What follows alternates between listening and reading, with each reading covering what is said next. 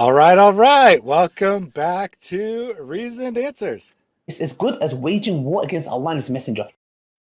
After today, I might have to get rid of that opening and that clip of Ali Dawa because today I'm going to revert to Islam. Well, at least that's the plan. I mean, I assume that there are good arguments in favor of Islam. So surely, after watching some Dawa videos, we will all be ready to convert to Islam. Oh, I'm sorry, revert, because, we're all Muslims at birth or something, which makes Islam by far the religion with the most apostates. Yet it's supposedly the fastest growing religion. I don't know how that works, but hey, we are here to find out, I suppose. So here is how it's going to work today. If there are Muslims in the chat, and I gave 24 hours advance notice for Muslims to come and give their favorite Dawa videos, I will watch the video of their preference. If no Muslim suggests any videos, then we'll leave it up to the YouTube algorithm. I'll create a poll here in a second for us to decide what we're going to search. I will watch either what the Muslim suggests as the best proof of Islam or the best reason to convert or whatever, or I will watch whatever YouTube has at the top of their list with the clarification that it will. If it's like a 2-hour live stream, obviously I can't watch that live, right? So let's say like a 20-minute-ish limit on how long the video will be. Other than that, no restrictions. I'll go with whatever YouTube recommends to me or whatever Muslims recommend to me. A video I have not prepared for, right? I have not spent any time watching this video. If the first thing that comes up is something I've already seen, I'll say, I've seen that video. Do you want me to watch it anyway, or do you want me to get to the next? Because, it takes time for us Islamophobes to come up with fake reasons to disbelieve in Islam or whatever. So thank you, Jack Ray, for the gifted membership. If you frequently say it, Allah would pay off your debts. So you can refer to it back again, inshallah. And you should definitely refer to One Gifted Reasoned Answers membership over and over again so that Allah can pay off all your debts. As Houston noticed, who got that membership, that the memberships have started expiring. Today is the 1-month anniversary of channel memberships being on. So you'll see a few select people with a different icon. They'll no longer have the new icon because they are now have been members for a month. And it also means that some gifted memberships expired. So I encourage you, if you had received one of those early gifted memberships, to resubscribe now. Because after all, you do want to support the amazing work, which will soon be Dawa, right? I'll soon be doing Dawa on this channel 24/7 or whatever, right?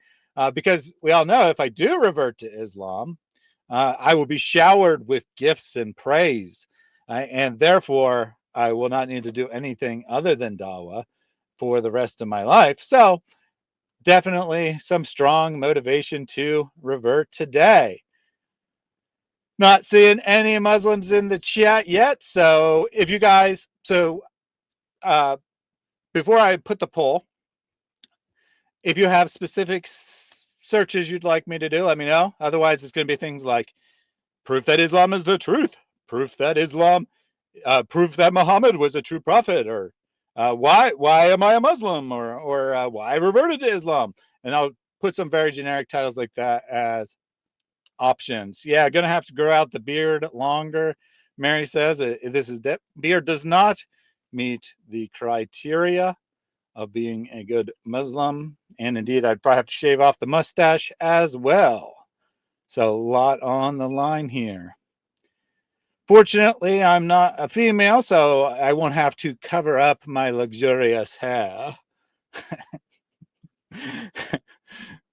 Just kidding. All right. So a couple other announcements. I give you a chance to say if there's something you would like me to search for. We do have a new audience triggered free animation today.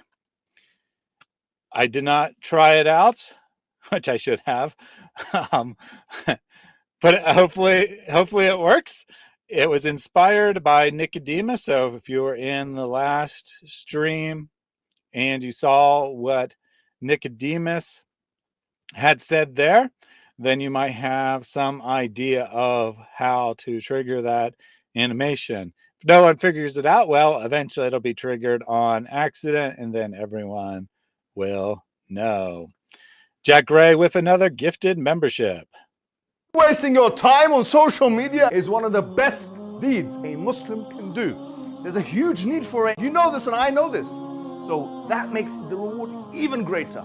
So give generously and Allah Azza wa Jal will give you even more. Indeed, Allah will give you even more than one gifted membership. He might give you 2 gifted memberships in response. Who knows? Allah has entered the chat. Allah has donated 2 gifted memberships. Thank you, Jack Ray, for that. And so, 2 for 2, giving a regular the free membership. I don't know if that's coincidence or it does actually prioritize people who are regulars. And the reason why we're getting all kinds of random people who almost never tune in is because there was too many. There weren't any regulars left. I don't know. But it looks like Mary has suggested a video that she's not a Muslim by any means,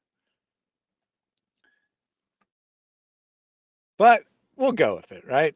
Because I'm not seeing anything else. I mean, come on, Muslims. Come on, Muslims. I want to convert. Help me out here.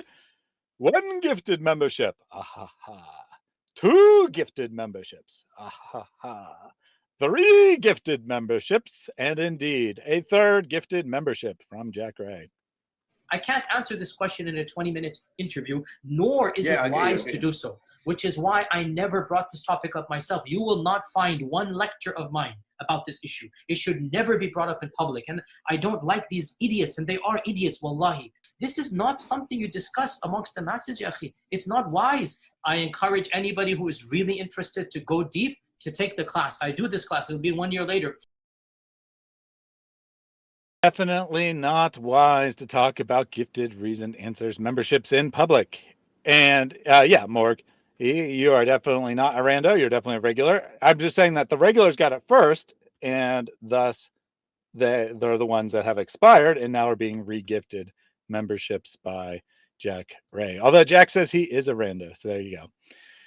And someone made a very solid argument that I cannot dispute. Mary is as much of a Muslim as Jesus was. And I have to agree with that. And indeed, right? Because Muslims tell us sometimes, well, to be a Muslim just means to submit. Well, I mean, I submit to God. So I guess I'm a Muslim already. And I don't need to join Islam after all. All right. So let me share my screen here. I have not previewed this video in any way, despite Mary being a regular on here. She didn't tip me off as to what she was going to put. I have not even loaded it yet, in fact. So let's load it now and see what we got here. What is it particular? All right, let's see. Cat Stevens, former rock and roll star on the beauty of Islam and becoming a Muslim. Oh, this should be good. I mean, Cat Stevens, he's an authority on religion and such. So this should be an excellent presentation, I'm sure. And Mary says she's only listened to 1 sentence. I'm sure that after watching this powerful dawah, we are all going to convert. This video has 768,000 views. Obviously something that is speaking to a lot of people. A lot of Muslims who are hungry for white people to confirm the truth of Islam for some reason. I don't know why, but apparently that is what is required, is that white people convert to Islam to prove that it is the truth. Talmudic tunnels construction, who would know because he constructs tunnels in Palestine, says that Cat Stevens is a Palestinian. All right. Good to know there. Good to know. And Snoopy says Cat Stevens was kicked out of our country for safety reasons here in the USA. I'm not sure if he's not allowed in the USA, but he's definitely on the no-fly list. He's definitely not allowed to board an airplane and get to the US that way. I'm not 100% sure that he's barred from entering the country, but he is definitely on the no-fly list because he has donated considerable amounts of money to organizations that the U.S. government deems terrorist organizations. But that is only because the U.S. government is full of Islamophobes and they don't understand the beauty of these organizations or some such. All right, let's get into this here. I'm sure we're all about to be amazed. Oh yeah, I did want to say that we also have some new emojis, 3 new ones. We have the UC emoji, and then we have 2 emojis of Muhammad. So hope you enjoy those new emojis, filling up the 22 that we were allotted. I wanted to do that before the 1 month rolled over because I wasn't sure if we get to keep those slots or not if they were empty. If they're full, we definitely get to keep them, as Houston has proven by using said emojis. Let me know what you think of those. For members, I'm going to post within the next day or so a poll on possible emoji replacements, going over some suggestions that were made in the last member live stream. And I also redid slightly the boy emoji to make it easier to read, hopefully. Oh, and if you haven't done so already, vote in the poll that is available to everyone, not just channel members, on your favorite emoji. UC is currently locked in a tight battle with no Quran for the current round winner. The round winners will face off against one another to determine the ultimate emoji on this channel sometime next week, probably, once we get through all the emojis. All right. And Nicholas is advocating for the no more Quran emoji. It is a very tight battle. I have no idea which one is going to win after about 150 votes cast. Usually by this time, it's very obvious, but they're basically tied within like 1 or 2 votes of each other. So go to the channel page, click on community, and vote for your favorite. All right. I've stalled enough. I've tried to put off the inevitable, but after this video, I'm sure that I will be converting to Islam. So let's get into it. Particularly about the nature of Islam that you feel contacted you?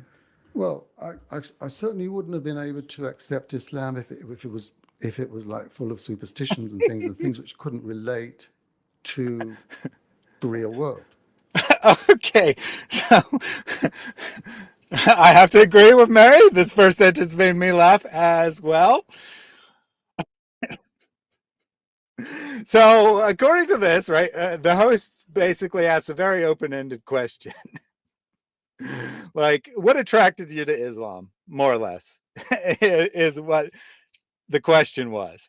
Does he say like the dawah answer, the typical dawah answer of, well, Islam is pure monotheism and it teaches one God and the Trinity is very confusing, so I just got rid of it and came to Islam?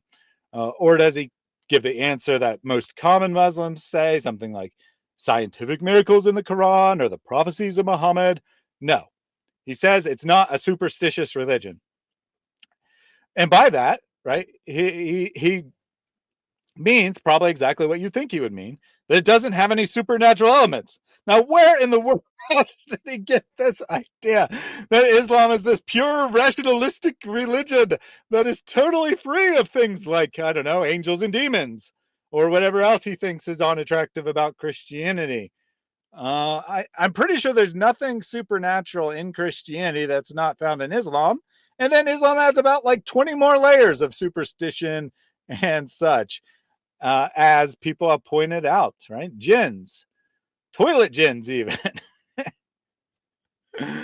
Satan peeing in your ear because you slept in too long. Or maybe it's the other way around. You slept in because Satan peed in your ear. Peeing while squatting, right? Because that's not superstitious. Stepping into the bathroom with your right foot only, that's not superstitious at all. Wiping an odd number of times, not superstitious. Yeah, okay. Good try. Good try. Don't get it. I mean, could you say anything dumber, right? Could you say anything less Islamic than that as the way that, as your reason for converting to Islam? Oh my goodness. Islam has layers. Ogres have layers. Islam has layers. You get it? No, actually I don't. Onions have layers. That's true. And ozones have layers. According to Ali Dawah, anyway. Tiramisu has layers. True. True. Jack Ray did say there would be something dumber to say, and that's Islam is peaceful. That's true. Oh, look, it's Big Mahmood. Fun fact, I feel extreme peace and solace in Islam. What a timing! What a timing is that? We're just talking about the dumbest possible reason for converting to Islam is that it's peaceful. And then we got Big Mahmood here who says that he feels extreme peace and solace in Islam. Now, what he means by that is that the fact that apostates and Christians and all non-Muslims are violently subjugated gives him peace. That's what he actually means by that, based on his previous comments. Adam Seeker says, what is happening here?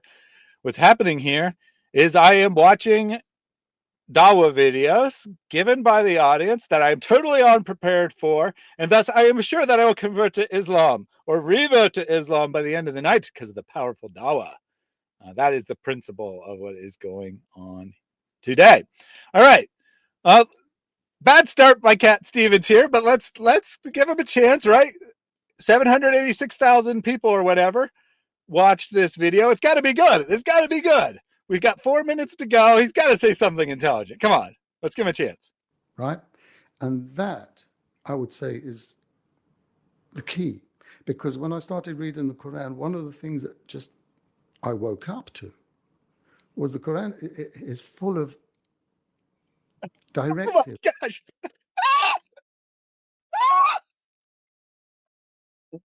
All right, I stand corrected. You could definitely say something stupid here, then there's no superstition in Islam. Who in the world has ever read the Quran and said, oh, this book is telling me to think? It's telling me to think. Oh my goodness.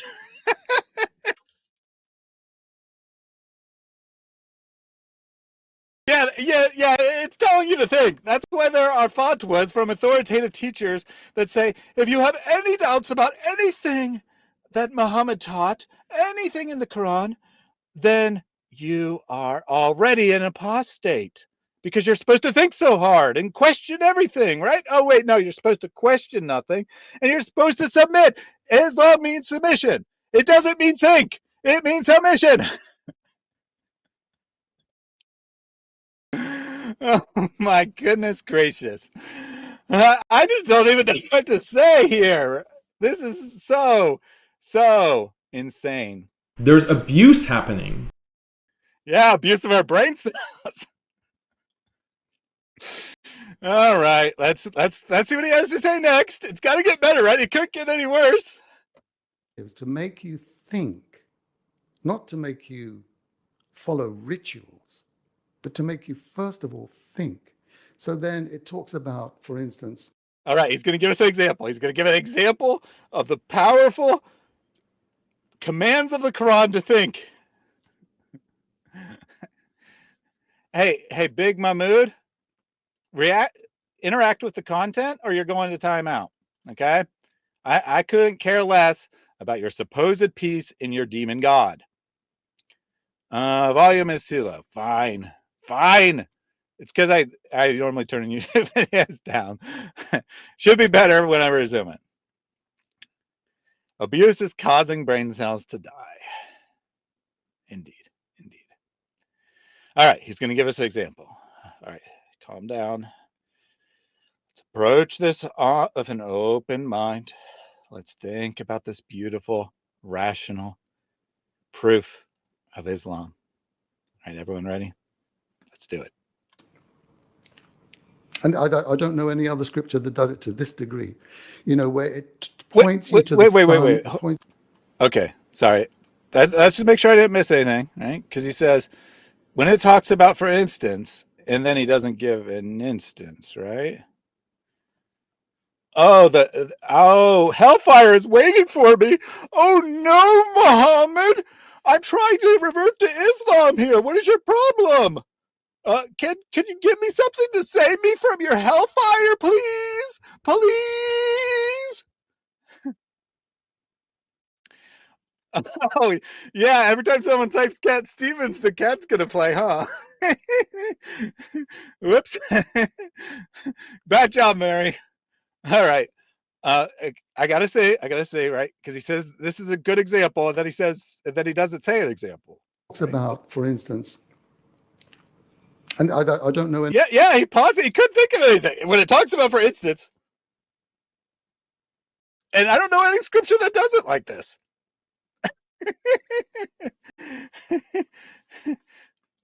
Bro, we will meet, inshallah. Okay. You think I'm scared of you? You think I'm scared of you, Mr. Big Man in the comments there? This is your opportunity to give dawah to me and my audience. Just suggest a video that you think proves Islam, and we'll watch it together. Even if you think I won't convert, it goes to everyone, not just me. Or you can just sit there threatening me. I mean, do whatever you want, buddy. And by the way, according to the Quran, everyone, including all Muslims, go to hellfire. Interesting. All right. Now, I think he is going to give an example after this. But he paused. He's like, oh, all those great examples. I got to buy more time so I can actually think of something. Any other scripture that does it to this degree, where it points you to the sun, it points you to the moon, and says, these are. Oh my gosh. This is the example. This is an example of the Quran telling you to think. Look at the sun. It's a creation of God. Look at the moon. It's a creation of God. No other scripture in the entire world makes that claim, except for probably literally every scripture ever written by anyone. I mean, seriously, this is unique to Islam, that it tells you that the sun is creation of God. I've never found any religion that teaches such profound truths that God created the world. Oh my goodness, I gotta convert to Islam right now. Oh my goodness. All right, calm down, Thaddeus, calm down. He's going to give more examples, right? We can see from the subtitles, he's going to give more examples. Never heard of any scripture. Doesn't disagree. All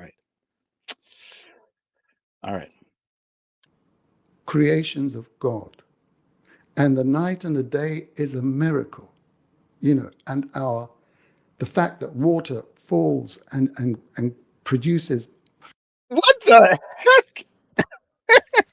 What the heck? And animals eat those grass and green. Oh my gosh! What the heck?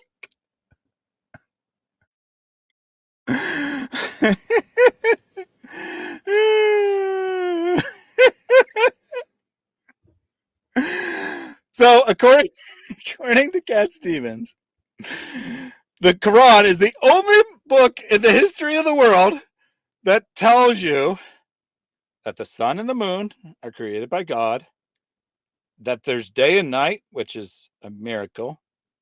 I mean, what do you mean is a miracle, first of all? But I guess that means that God caused day and night, fine. And that water falls and produces fruit. Well, water falling doesn't produce fruit. It doesn't produce plants, right? Water coming from the sky doesn't produce plants. That is kind of a claim of the Quran. At least that's an interpretation that early Muslims had for the sun, for the earth and the heavens, who were joined as one entity from all eternity, and then were split apart. One interpretation they have is that water comes through, because the next verse of the Quran is that every living thing was created from water. That's not scientifically accurate. The only reason that rainfall would cause plants to grow is because there's seeds in the ground. It doesn't just happen spontaneously.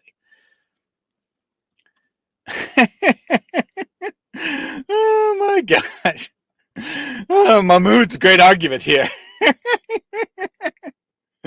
The word Islam is mentioned in the Quran. No other religion mentions their own name in the religious text.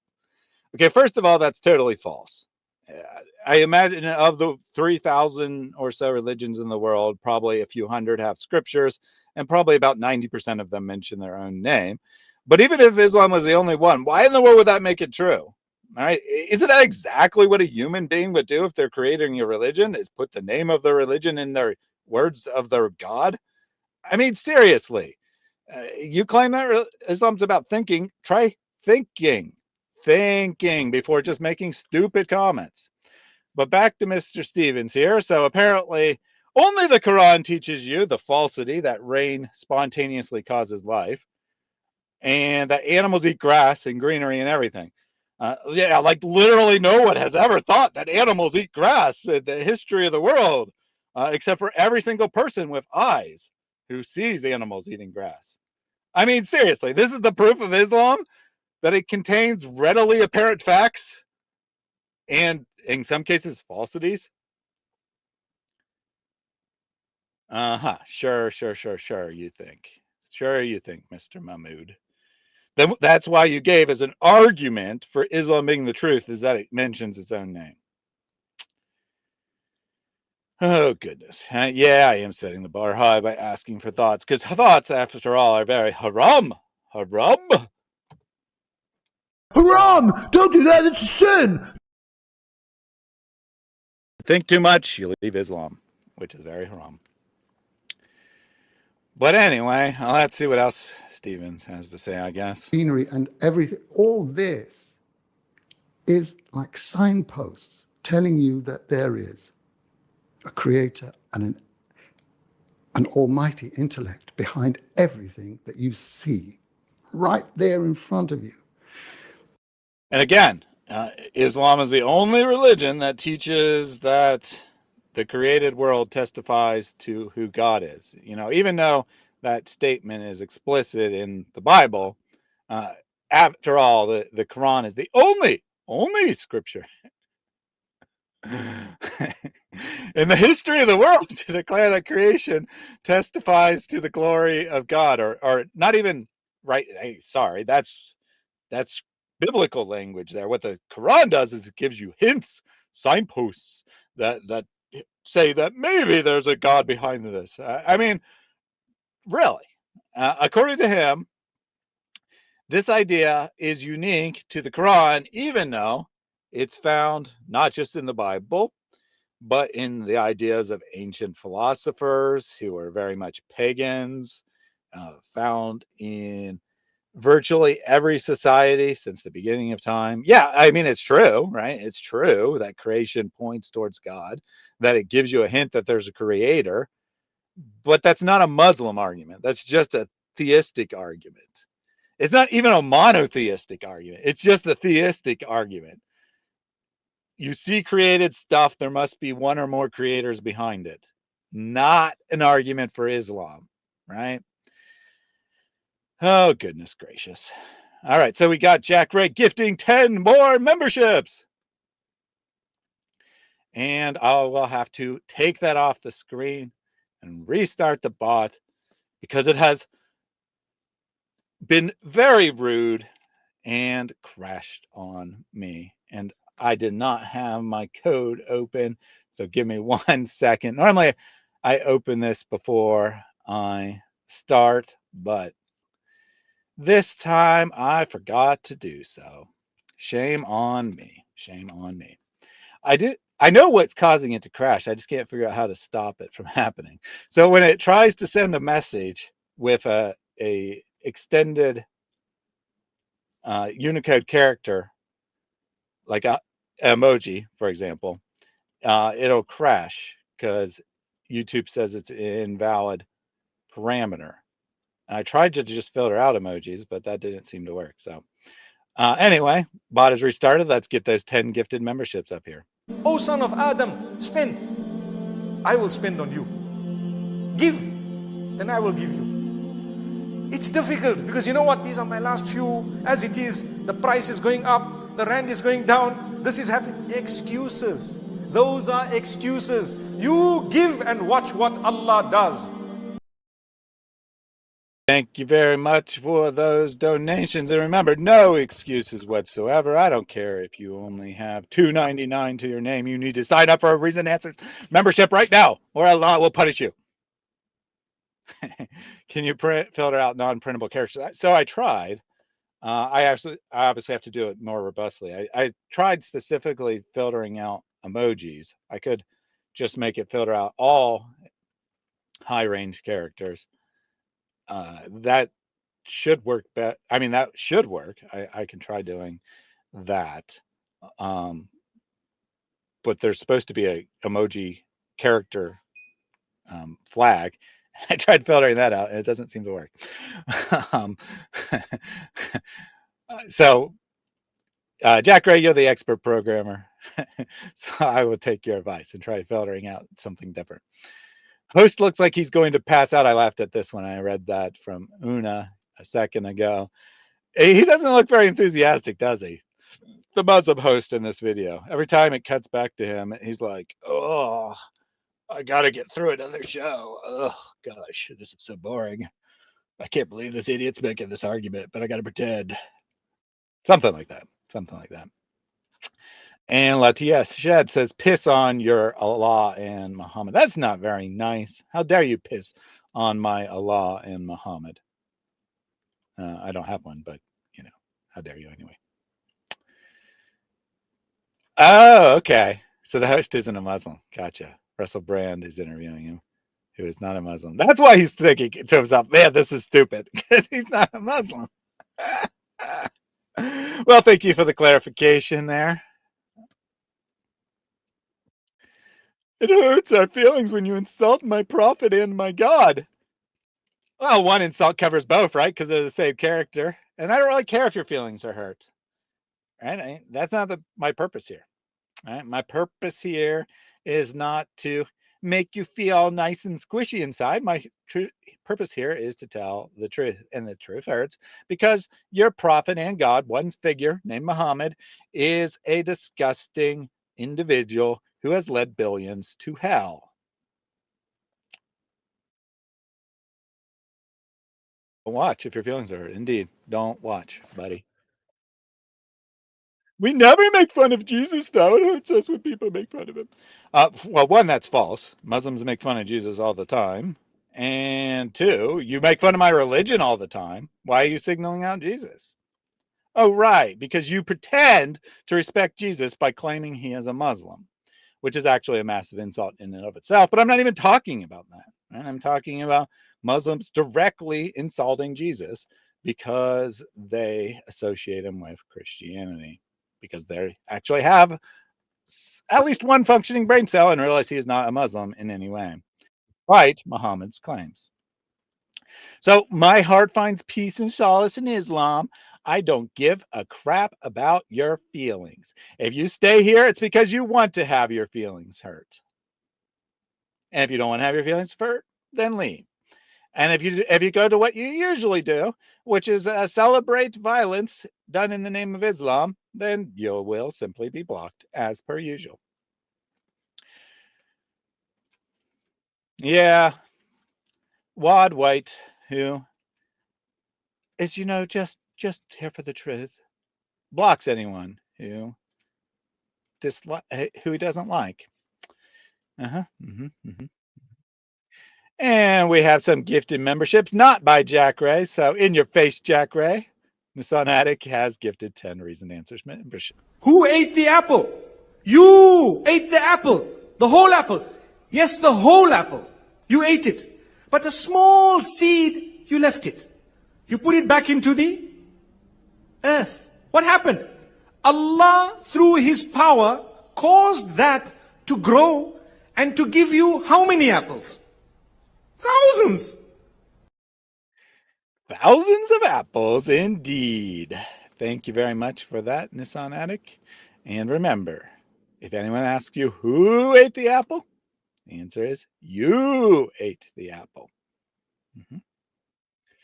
I block those who cross the red lines. Yeah, the red lines that Yasser Qadi talks about, where people actually question the truth of Islam. Us Muslims, we push a little bit, and then we take whatever answer is given, and we say, awesome, yay Allah! And then we don't cross that red line, which would cause us to doubt Islam. And that's what Wajda does. He blocks anyone who crosses that red line and makes him doubt Islam. He's just following the example of his beloved prophet, Yasser Qadi. Allahu Apple Bar.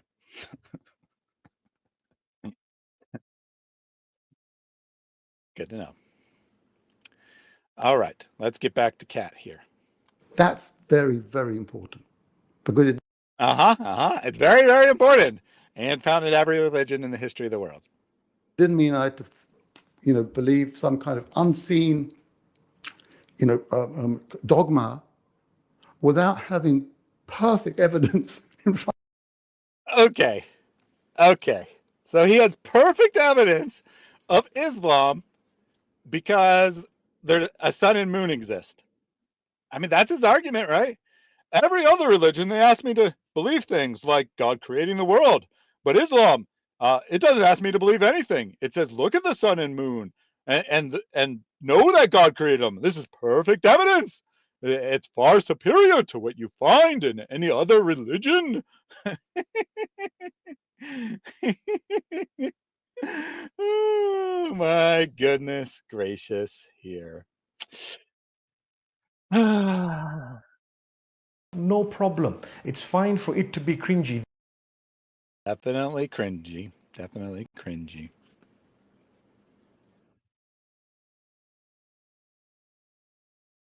Front of me. And let me just tell you one more thing, because there was this missing part of the story, which was just before I got the Quran, I was swimming. Let's pause it. Yeah, he's really interested in this. Whatever you say, buddy. Allahu Apple Bar is definitely not cringy. Okay. I concede. Apples are not cringy. Okay, so there was a missing piece. He had the perfect evidence, right? His words. He had the perfect evidence in front of him by knowing that there's a sun and moon, which no other religion has ever spoken about. But there was also a missing piece. Perfect evidence, missing piece. What's that missing piece? Apparently, it's the Quran, because he mentioned the Quran, but we haven't yet heard how it was the missing piece. So let's figure out how the Quran is the missing piece when he already has all the perfect evidence. Okay. In Malibu, in kind of, I was like, California there, and I went out for a swim, and there was no one else really swimming that day, so it wasn't clever, and I did that. It wasn't clever. That's an interesting way of saying it. I think the gist, I think what he's trying to say is no one was swimming because there was a bad storm brewing and everyone else had intelligence and he was an idiot. I think that is what he's trying to say. But let's see. I'm just guessing, right? I don't know his story. Oh, by the way, is the volume better now, guys? Or is he still low? Let me know. And then suddenly, wow, I think I'm going to try and make my way back. And of course, at that point, I realized I ain't going to make it. All right. So He didn't actually say why it was stupid to swim that day. But okay, he's out swimming. He swam too far away. And then at some point he's like, oh crap, I better get back to shore. Oh no, I'm not going to make it. I don't want to say this didn't happen, but this is a trope, isn't it? A trope about the person who swam too far, swam out to sea to try to commit suicide, and then they changed their mind. I mean, he didn't say he was trying to commit suicide, but they changed their mind, and then they're praying to God, just please let me get back, please let me get back. And then by the time they get back to shore, they've taken everything back. It's a trope. And apparently it's his story. Okay. He didn't say suicide. Maybe it happened. I don't know. Right? Maybe he was an idiot who accidentally swam too far out to sea. I don't know. Yeah, well, obviously he made it back. But he said he wasn't going to make it. He had a thought in his mind, oh no, I'm not going to make it. I'm going to die out here. And then he converted to Islam, I guess. All right, let's see. Let's see. You know, you've got fractions of seconds to decide what to do next. I'm pretty sure you got more than a fraction of a second to decide. You're not going to sink and die instantaneously. You got at least a few minutes before. By the time you realize that you're in trouble, you got at least a few more minutes of stamina, right? You're not going to just be casually swimming along. Oh, this is nice. And then it's the taste. Oh, I'm about to die. So you got some time. You got some time. And I didn't have any hesitation. And I said, God, if you save me, I'll work for you. Hey, it's the trope. It's exactly the trope, right? That's exactly how the story goes, right? As soon as he has doubts about being able to make it back, calls out to God, save me, I'll work for you. Again, I'm not saying this is false, but it's a little suspicious, And then a wave came, a small wave, and just took me. And I had everything I needed now to get back.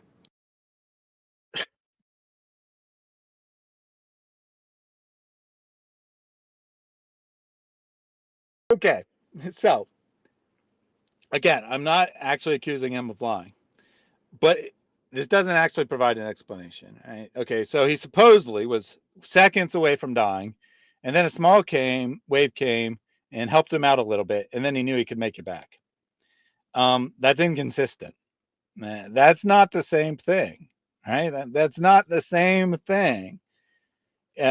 Either you would have to be washed up on shore entirely after you like passed out or something, or you had some strength left and we're not about to die. It's one or the other, right? And yeah, this doesn't have anything to do with Islam, right? As Manga points out here, anyone can make that claim for any religion and any God.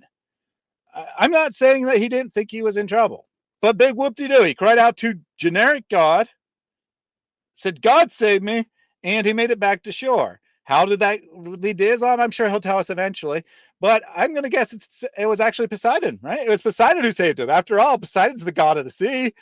Why did you conclude that Poseidon saved you? It's got at least as much evidence as Allah.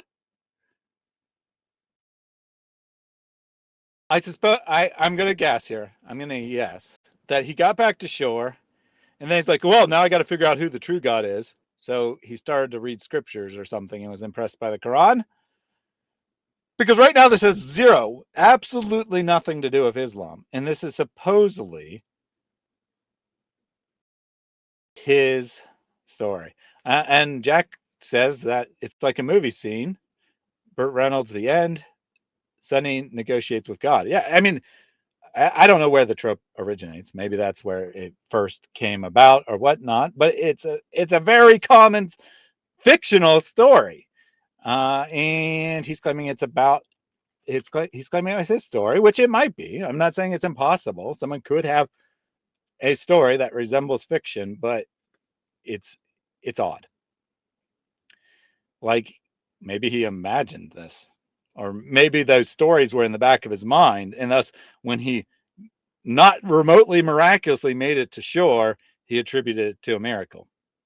But again, Even if it was a miracle, that doesn't mean Allah, right? It doesn't follow. He didn't say, "Oh Allah, God of Muhammad, please save me." He just cried out to generic God. All right, let's see. Let's see how this comes to Islam. So people could say, "Oh, that's a coincidence." Hey, that's the most important coincidence that ever happened in my life. Yeah, I agree. It could be a coincidence, and people could say that. But even if it's not a coincidence, even if you're correct and it's a miracle, which you haven't really provided any evidence that it's a miracle, but even if it is a miracle, that doesn't mean Islam. Just like your first argument, all it would mean is some sort of deity, not even monotheism. All it argues is that there is a deity who helped you, and it could be Poseidon literally carrying you. They say coincidence is sometimes the way that God keeps himself anonymous. But this was no anonymous. This was me. Let's go back to that. Look at that face. But this was the most important coincidence ever happened. It was really quick, so I got to pause it. As they say, coincidence is something. Yeah. Look at that face. He's like, yeah.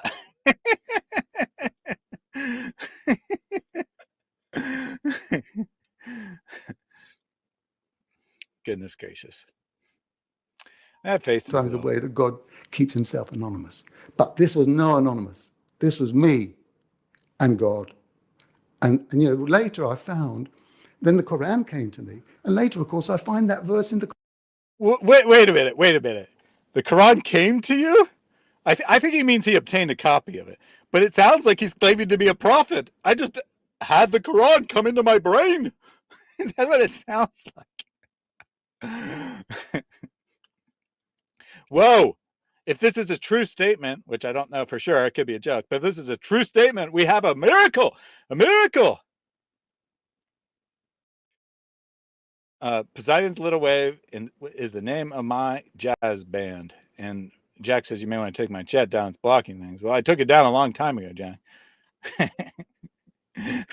I will try to remember to take down the whatever chat is on the screen before I hit play each time so that you can read the subtitles, though. The Quran knocked on his door just like Jehovah's Witnesses. Well, the Quran does take the form of a man in the end times. Oh, that's a shame. You're joking. Quran does take the form of a man in the end times, so maybe that's what happened. The Quran became a pale man, and it knocked on Cat Stevens' door and was like, "Mr. Kitty Cat, will you please convert to Islam? I am the Quran, and I have this verse in the Quran." All right.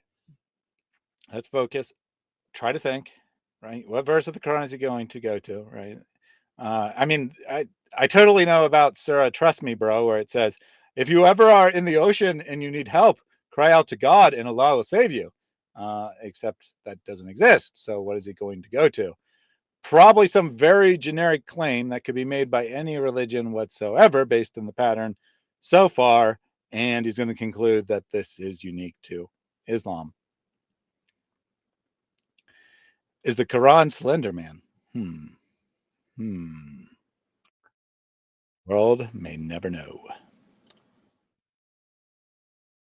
Right, it says, "Oh, when the storm comes and they're at sea, they make their religion pure for God."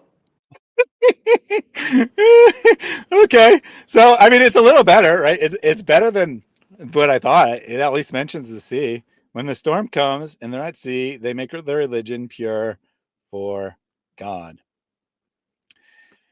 I don't actually know what verse that is. Let's see what this is saying.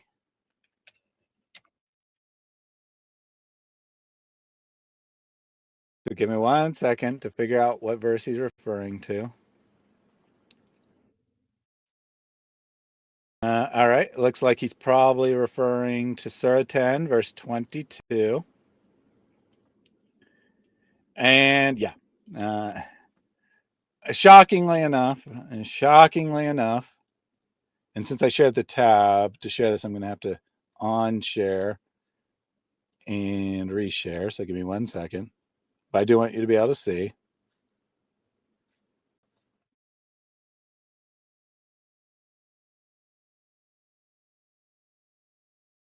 Shockingly enough, this verse isn't going to actually support what he claims it says. I'm sure you'll all be very shocked by that.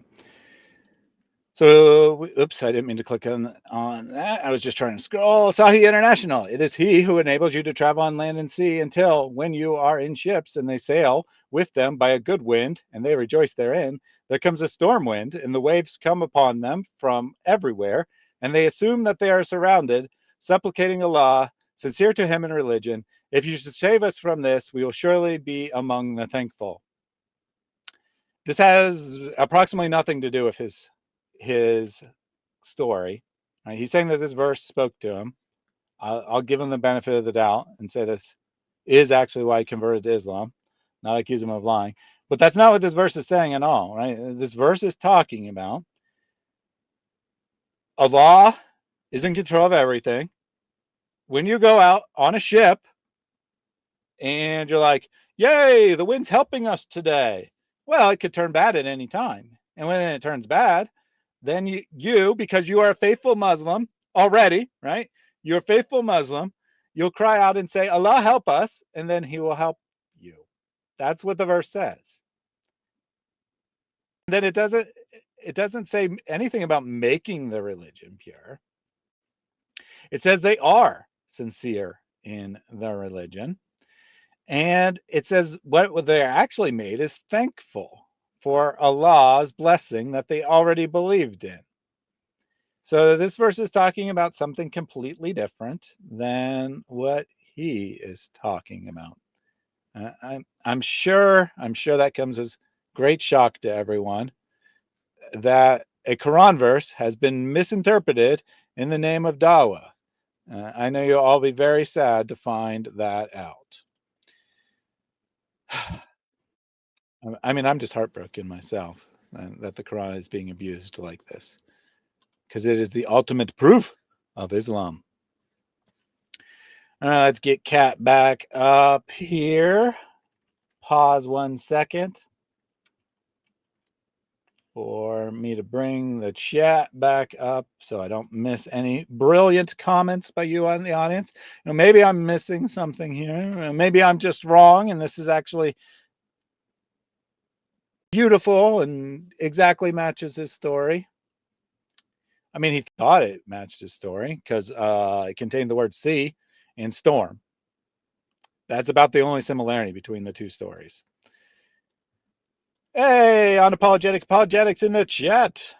Good to see you, other David. Or David 2.0, I should say, because David Wood is the inferior version. He's the original, but he has been superseded by Unapologetic Apologetics. Time traveling uterus, always helpful to remember time traveling uteruses. Martyr Mouse says, I tagged you on Twitter a few days ago in a Muhammad meme I made. Thank you for letting me know.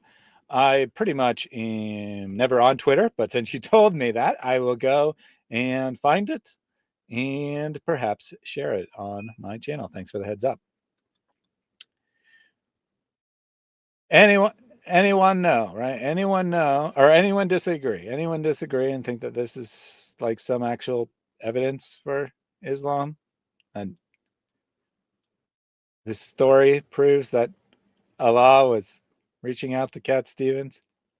I mean, it has the word storm in it. I could pull up biblical passages that say the word storm and talk about Yahweh's control over them. And they mean the same things that the Quran says. But apparently it says you'll make your religion pure. Make your religion pure, even though it doesn't say that. No, I don't use Rumble.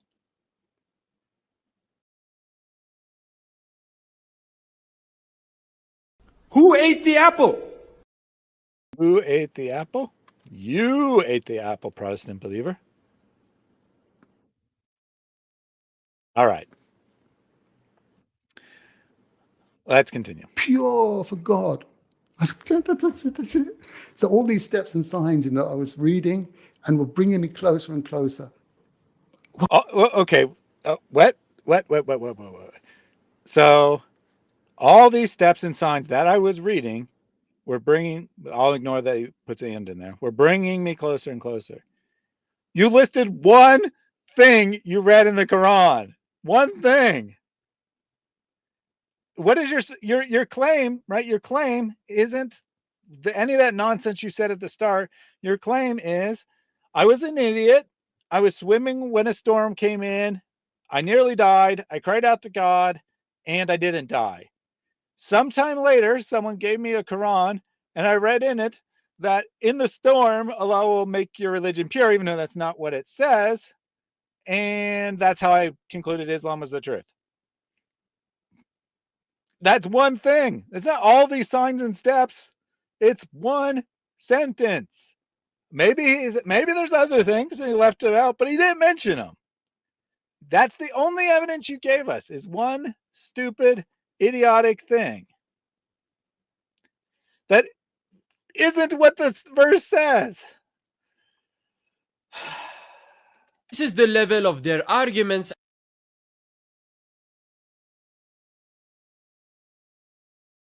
What can I say? What can I say? And were bringing me closer and closer. What could I do, Russell? What could I do? I had to. Nervous laugh. What can I do? Because he doesn't want to say, you could have used your brain, you fucking moron. Sorry. Sorry about cursing. You could have used your brain, you stupid moron. Because that's what I'm pretty sure that's what he's actually thinking, because he's not impressed by this at all, right? And he's thinking, yeah, good job. I had to submit, that's all. Submit. That's it.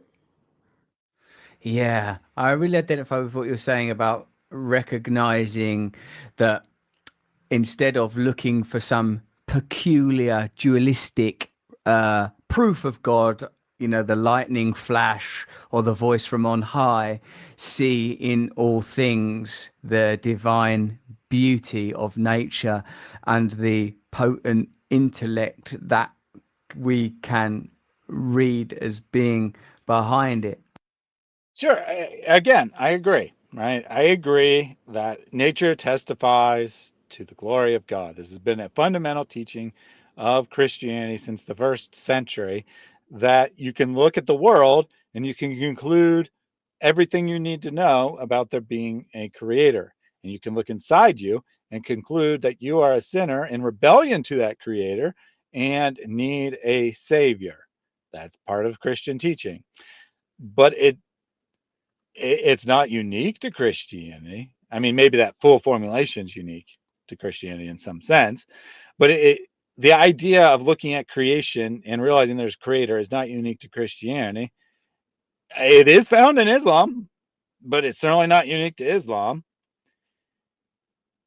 At best, this is a poor argument for some sort of theism, not even monotheism, again, just some sort of theism, and therefore Islam. Therefore Islam. I identify strongly with that. I recognize those moments of terrified communion with God. And I identify too with what you're saying about feeling that God is all, that it seems like you've always had this yearning, this longing to be at one with God. I recognize that as well. Unfortunately, that's where the video ends. I'd really like to see, right, the Islamic channel that posted this clip cuts it off there. I'd really like to see if Russell there goes on to say, but that doesn't get you Islam, right? Because it doesn't. There was nothing about Islam other than one Quran verse, which he grossly distorted the meaning of to relate to his own story.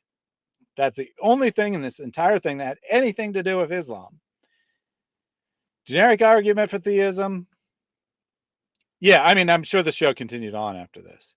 I'd like to see what he said next, but of course the Muslim channel didn't clip that because they didn't like what came next. They were trying to imply, right? They were trying to imply that, Russell is considering Islam and is seeing the beauty of this. but he was setting it up to be a but.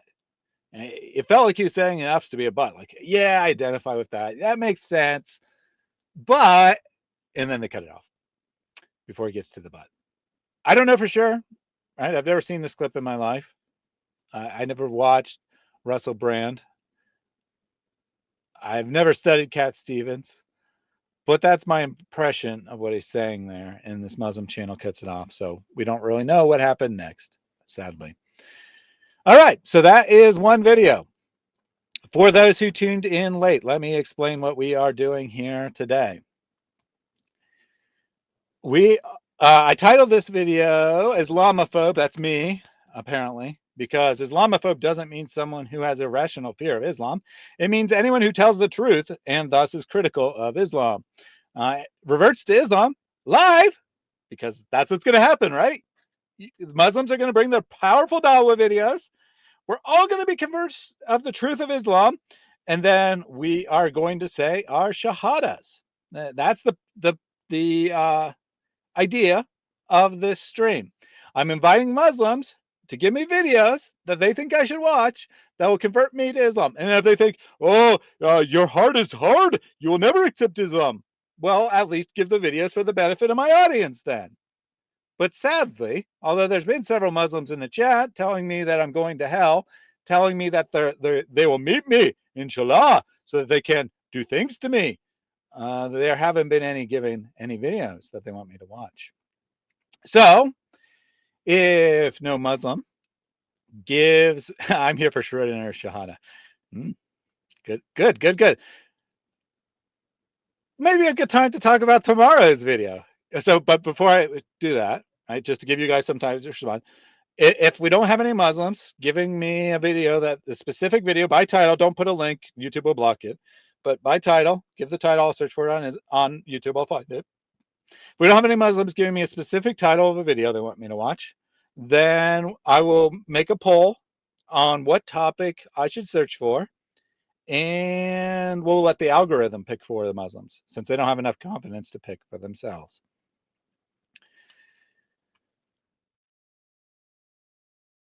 Aprios cursing. Yeah, I mean, so to be clear, it doesn't bother me in the slightest, right, if someone curses. But I know it bothers other people, and so I tried to refrain from doing that, except in circumstances where it's highly warranted, such as describing what Muhammad did to Aisha. Just so you know. And Midnight City says most people who convert tend to be women who are in marriage to Muslim men, but even then it doesn't last so long. And that's true. The number one and it could actually go both ways. It's not exclusively women being courted by men. It could also be men courted by women. Less common, but does happen. That is the number one reason for conversion to Islam. It's also the number one reason for conversion to just about any religion. Generally speaking, it's common for people to convert for love, for marriage purposes, and not super common for people to convert based on actual evidence. Cat Stevens says that he converted based on evidence. Maybe his story's true, but the logic doesn't hold up. And I've never seen a single Muslim say something along the lines of what many Christian apologists who didn't grow up as Christians, or many Christian speakers who didn't grow up as Christians, say, that I carefully examined the evidence, and the only thing that I could conclude was that Christianity was the truth. I've never heard a Muslim say that, like even claim that. Instead, they'll say something like Stevens, they'll draw on a personal experience that no one can test. Now, to be fair, plenty of people say that's a reason for conversion to Christianity or any other religion. But my point is, not that that is completely invalid. It's just not the kind of intellectual vigor that you find in Christianity, and as far as I know, pretty much only in Christianity. All right, so I'm not seeing any Muslim suggestions in the chat, so let me create a poll here. Let's see. Start a poll. What should I search for on YouTube? Proof Islam is true. Evidence for Islam. Proof Muhammad was a true prophet. Why Islam is true. All right, 4 options for you there. I know that they're somewhat similar, but I didn't get any suggestions from you guys, so too bad. All right, poll is open. Pick your choice. After a couple minutes, whatever has the most votes is what I will search for, and then I will watch the very first video, which in theory means it's one of the most watched best videos on YouTube, unless it's really long, right? Unless it's really long, in which case it wouldn't be appropriate for me to respond to on a live stream. But if it's like 20 minutes or less, I will definitely watch it. Una says you should look up that Turkish guy yelling Allah during the interview. Well, I don't think that's very good evidence for Islam. I do plan to do something with that, though. That clip is hilarious. Thank you for pointing that out to me, Una. Hey, everyone. Happy birthday. Happy birthday to who? To you, Freddie? Not to me. It's not my birthday. Is it someone you know, or are you just saying that for no reason? Jack Ray gifted 10 reasoned answers memberships. Brothers and sisters, why to lose this great opportunity? Remember, when the person is on his deathbed, the last minute, he will ask Allah Jalla wa'ala to be delayed for 1 second to do what? Not to pray, not to do other things, but to give sadaqah. Because sadaqah, you can give it just like this, yeah, in 1 second. Thank you for those 10 gifted memberships, Jack Ray. And remember, you can get Allah's favor just like this. And Protestant Believer triggered happy birthday, Samuel Tawheed. I didn't see that name in chat.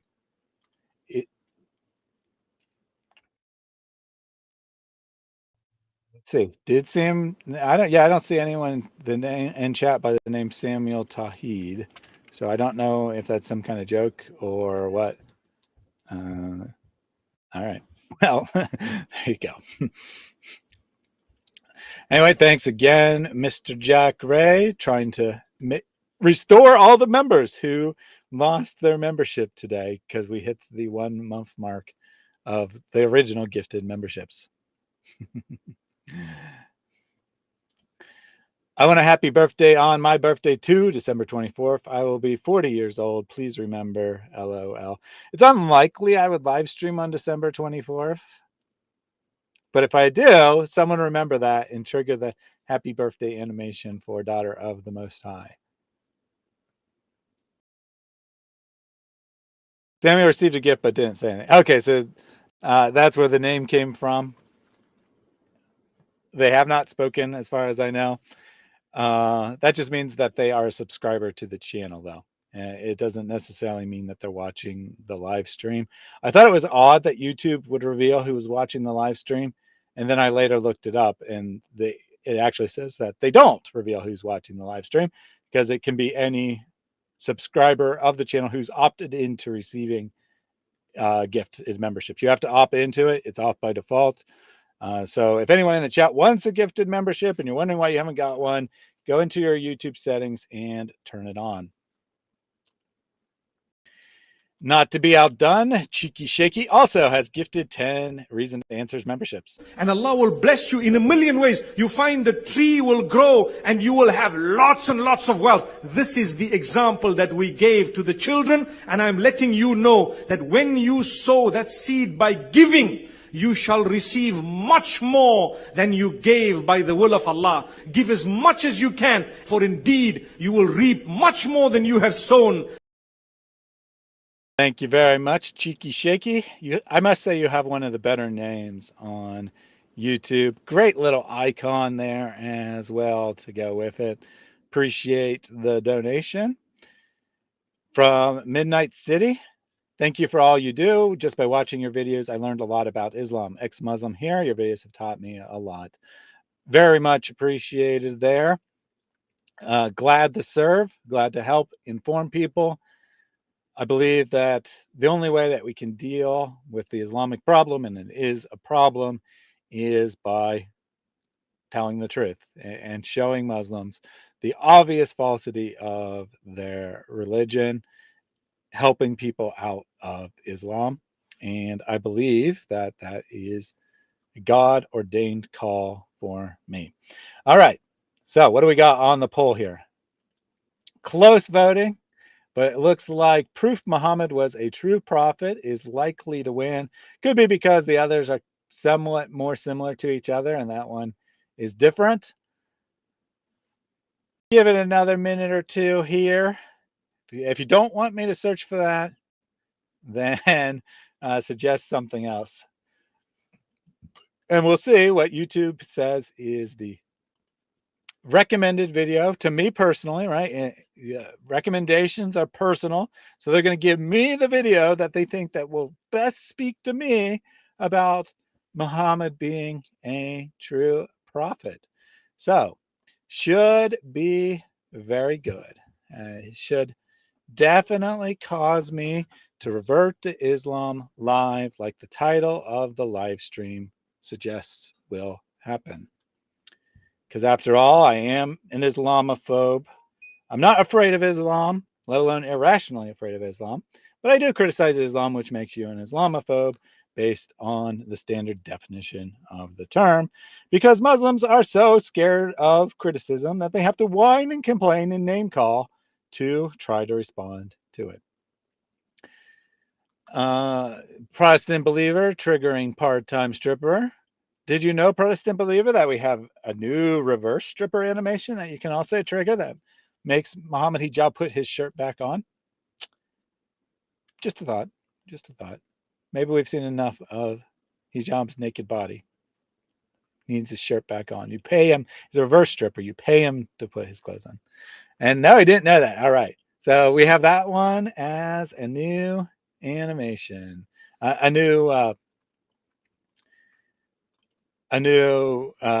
paid animation, right? A new that you use your points to give. We also have a couple of fairly new animations that are free that you have to know about. They've been triggered in recent streams, and one that was inspired by Nicodemus on the last live stream that no one has triggered yet, at least not that I noticed. Before we go on, I want to sum up my thoughts about Cat Stevens.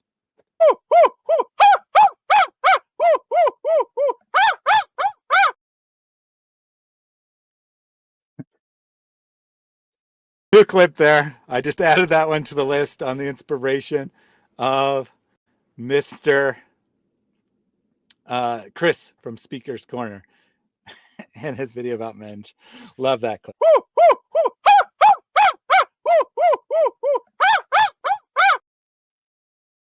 And I did see it. I did see it got triggered. Let me see who triggered the new animation there. It's not immediately obvious to me. Oh, I don't think it. Yeah, it wasn't intentionally triggered. Or it shouldn't have been triggered. It was triggered by a different keyword. Let me go on to my thing and fix that. You saw the animation, but it was accidentally triggered by the tap dance keyword because I forgot to change it. All right, let's see. Yeah, I should have tried it out. All right. It should be fixed now. So you now know what the animation is, which might give you some idea of how to trigger it.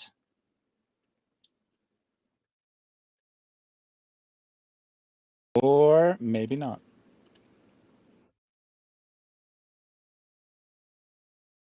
So yeah, tap dance is the second newest animation, which you saw there. You saw the guy tap dancing across the screen, or doing the Muslim shuffle, as I like to call it, because he's running away, sort of. You saw that one. But you also saw, because they were both actually triggered by that keyword, because I had forgotten to change it. You also saw the new animation, which I'm not giving the name of, because no one has actually guessed it yet. Right after the tap dance, the one that triggered right after that, that is the new one. Cat Stevens lied. He is not a cat. We are here to expose their lies to everybody. Muslim Shuffle looks like Cat Stevens.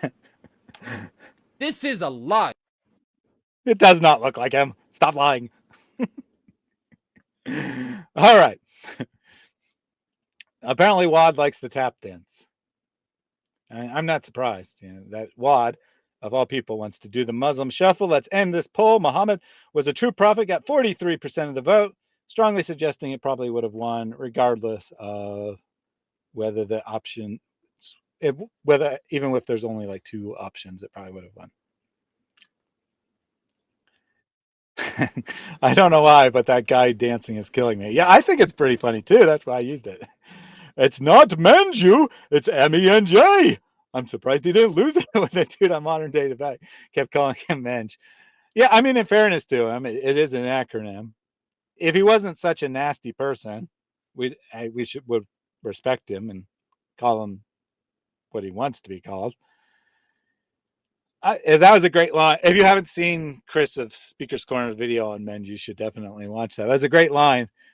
He's like, he reached a new all-time low, and then he plays a clip of him saying, "My name is not Menj, it's M-E-N-J, and I would prefer that you call me that." And then Chris's next line is, "And then Menj," which is like perfect comedic timing. Chris is really good. He makes really great tap dance. Really great content. I accidentally said tap dance because Watt is obsessed with that, apparently. Menj, or M-E-N-J, was on this channel once, and I did, for the most part, call him the way he wanted to be called. He's a weird guy, right? Because he did like all this posturing, like holding up knives and coming for you guys. And then he comes on the channel and he's like the weakest, soft-spoken guy, trying to be all peaceful and whatnot. Weird guy.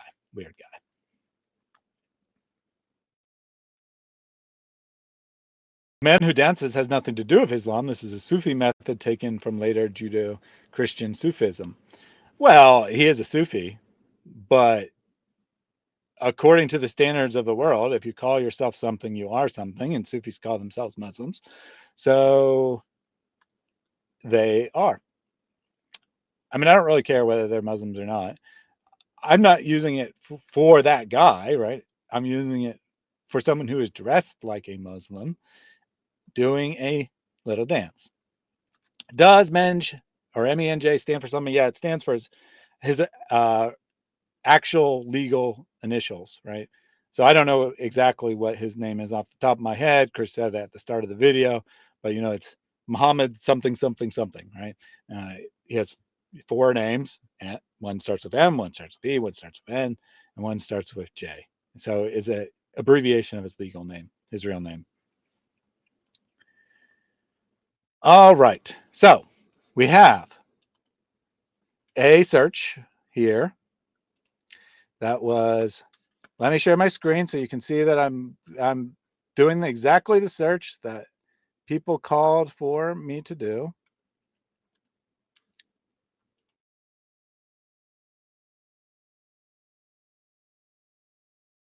Not doing something else, right? Was I sharing the wrong screen earlier? It looks like I might have been accidentally sharing the wrong screen the last time I shared. If I did, and no one told me, shame on you guys. If I didn't and the software just screwed up, then no worries. All right. So let me find the exact wording again. Proof Muhammad was a true prophet. Proof Muhammad Nope, not existed. I can see why you might think that I would like that based on my recent content, but no, was a true prophet. All right, here's what YouTube is recommending me. Oh, it's from Blogging Theology. This should be good, right? He presents himself as an intellectual. Beautiful proof of the authentic prophethood of Muhammad. And then he puts the little symbol there. So, for those who don't know, Blogging Theology is this pseudo-intellectual... Oh, crap, I wasn't sharing it.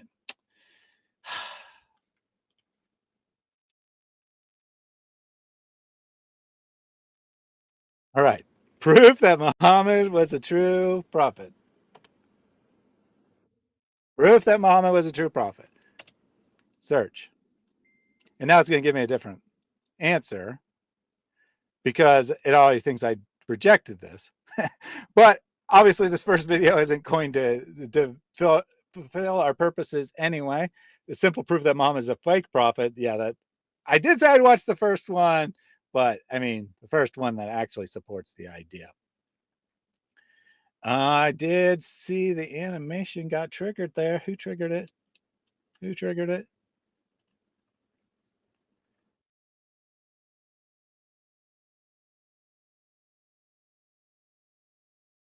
Jack Ray. Oh no, I don't know if this is.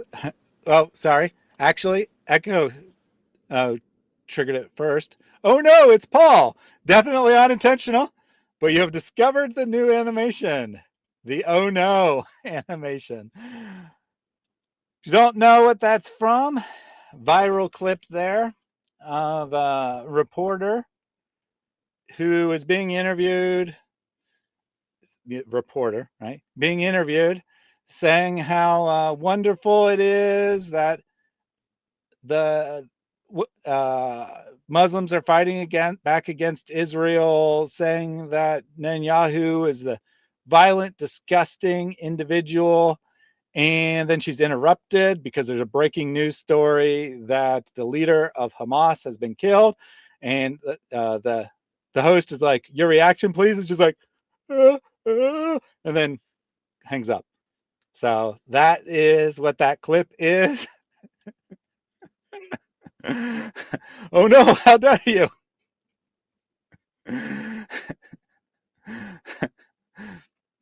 Daughter Most High. Oh, when did Capturing Christianity post that video about Muhammad? 2 weeks ago, it says. 2 weeks ago, he was also on Acts 17. Oh, sorry, not Acts 17 Apologetics Roadshow to talk about that video. So that's why it's I actually haven't watched the original video, but I did watch the live stream with David when they played through the video, so I've seen it indirectly. Anyway, this is the one that we're going to watch here. Beautiful proof of the authentic prophethood of Muhammad. So as I was saying, if you don't know, Blogging Theology is this very interesting individual who has left and returned to Islam numerous times. I'm not going to go into details because I don't want to look like I'm trying to discredit him, although his story does discredit him from an Islamic perspective. He has this channel where he tries to appear as a very intellectual. Yeah, Paul Williams is his real name. Thank you for that. I did know that, but I had not thought to mention him.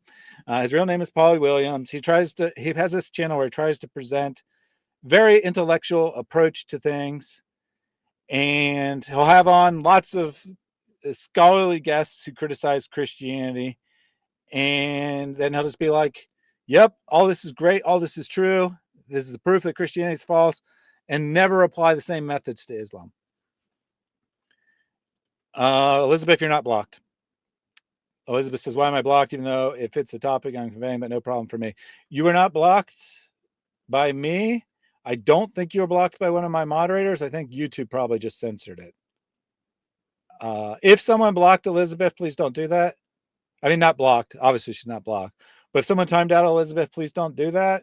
But I'm pretty sure it was just YouTube censoring your comments and not an intentional action of anyone. If I'm mistaken, I apologize on behalf of whoever timed you out. They should not have done that. Oh, and Jack Ray admitted he did. So shame on you, Jack Ray. Does he convert to Islam whenever he needs more money? No, I don't think so. Yeah, I don't need to discredit Paul. He discredits himself. So I do apologize, Elizabeth. Jack also apologizes. It was a mistake. I do appreciate your comments, Elizabeth, when you give more background information on topics that we are talking about. All right, let's see what Paul Williams has to say. I'm sure we will all convert to Islam here. There are many well-known proofs and evidences that Muhammad, upon whom be peace, was an authentic prophet of God. And there are many also that show us that Jesus also was sent by God as well, upon whom be peace. And sorry, this is trivial, but so, right, Muhammad, he says, on whom be peace. And then Jesus was sent by God, on whom be peace, which means the peace is actually going on God, which is okay because it's still going on Jesus since they're the same thing after all. You know, this guy is a flamer, right? Yeah, that's why I said I don't want to talk about his background because it discredits him. And I don't want to say that I'm dismissing his argument based on who he is, because that is a genetic fallacy, right? He could be a total hypocrite and still make a valid argument. So let's analyze his argument instead. All right. So far, he hasn't said anything. Let's see what he says. Upon whom be peace. And I was looking at this text the other day, the Al-Muwatta of Imam Malik, called the first formulation of Islamic law. This is a very, very early, or one of the earliest collections of authentic hadith in the world. And it says on the back cover that Imam Malik was the great jurist of Medina.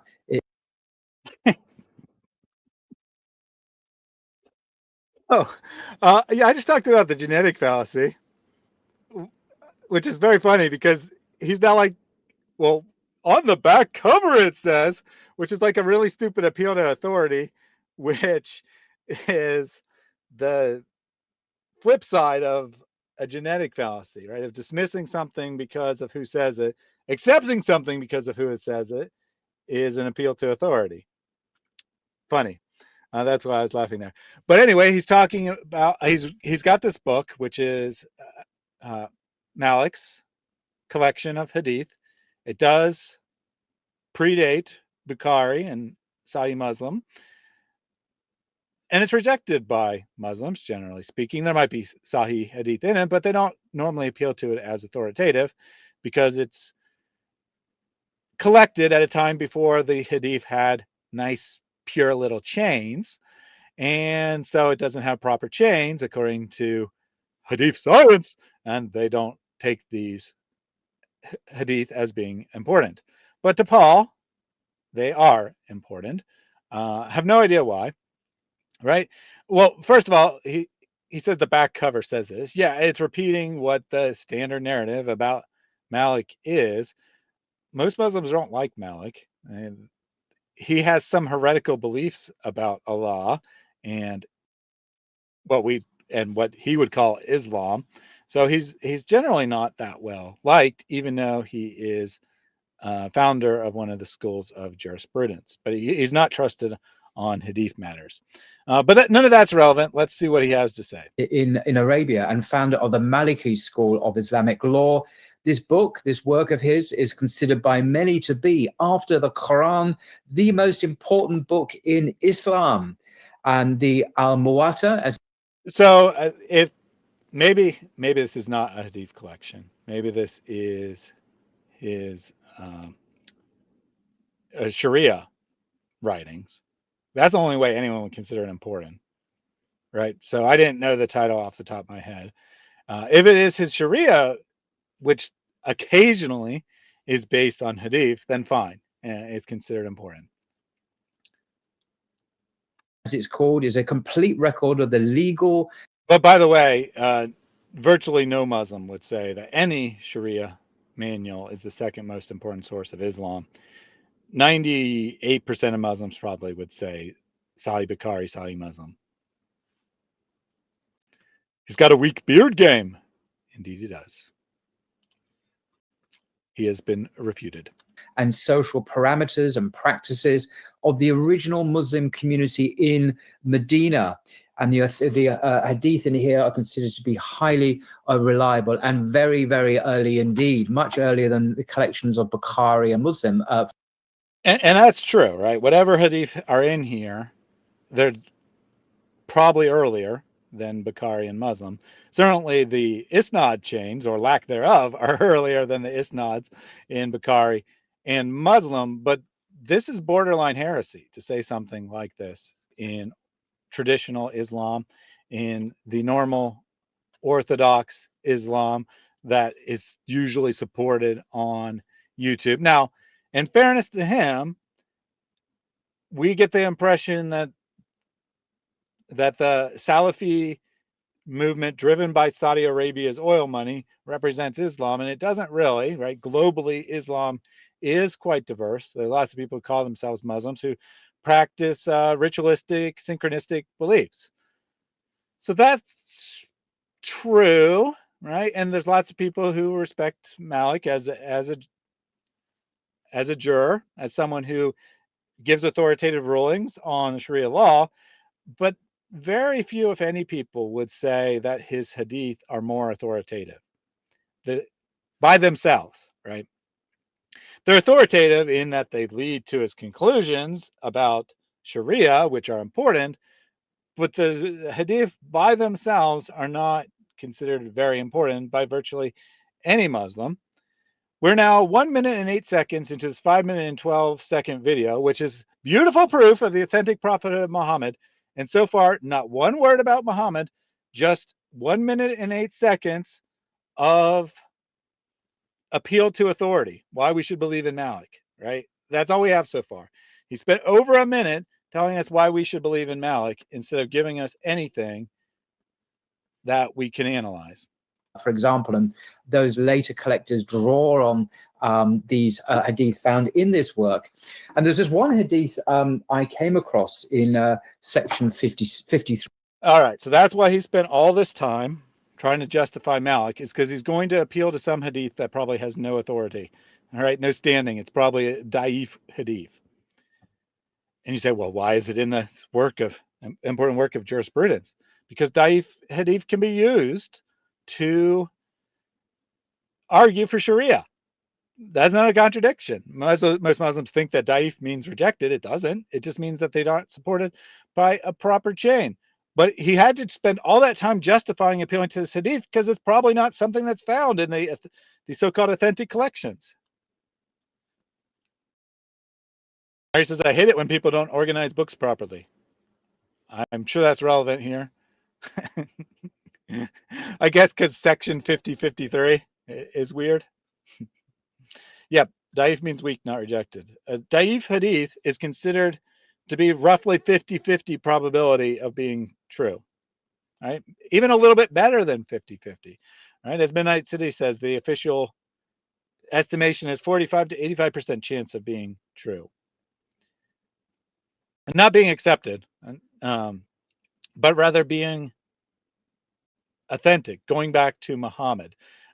Whether it's accepted or not depends on whether it contradicts a more reliable hadith. If it contradicts a more reliable hadith, it can't be used. If it doesn't contradict, then it's perfectly fine to use it for the purpose of jurisprudence or authoritative legal rulings, which are super, super important, right? Oh, his bookshelves. His bookshelves. Yeah, his bookshelves are a mess. It's not the Paul Williams I was thinking of. You sure? Is there another Paul Williams? All right, let's continue. 3 entitled Greetings, which I thought was absolutely beautiful and tells us a great deal about the Messenger of Allah. And I just wanted to read it to you. And it says here. Oh, you're thinking of Paul Williams that has nothing to do with Islam. Gotcha. here, and there's a bit here that tells you that about the isnad, basically, who received the hadith and passed it on to so and so. I won't recite that. You can see it for yourself in the book. All right, minute 43 into a 5-minute video, so almost a little over a third, I think, right about a third, doing the math in my head, into this video. He finally gets to the beautiful proof of the authentic prophethood of Muhammad. Beautiful proof of the authentic prophethood of Muhammad. Remember, that's the claim here. So let's analyze this story in regards to the claim that this is proof that Muhammad is an authentic prophet. He says, Malik recounts that the messenger of Allah, may Allah bless him and grant him peace, was sitting in the mosque. This would be in Medina, of course, the mosque, with some people. Oh my goodness, Muhammad was sitting in a mosque with some people. Alhamdulillah, let's all convert to Islam right now. When 3 people came in, so you've got to imagine the scene, 3 people came into the mosque. 2 of them came towards the messenger of Allah, and 1 went away. When the 2... Oh my goodness, 3 people came in, 2 walked towards Muhammad, and 1 walked away.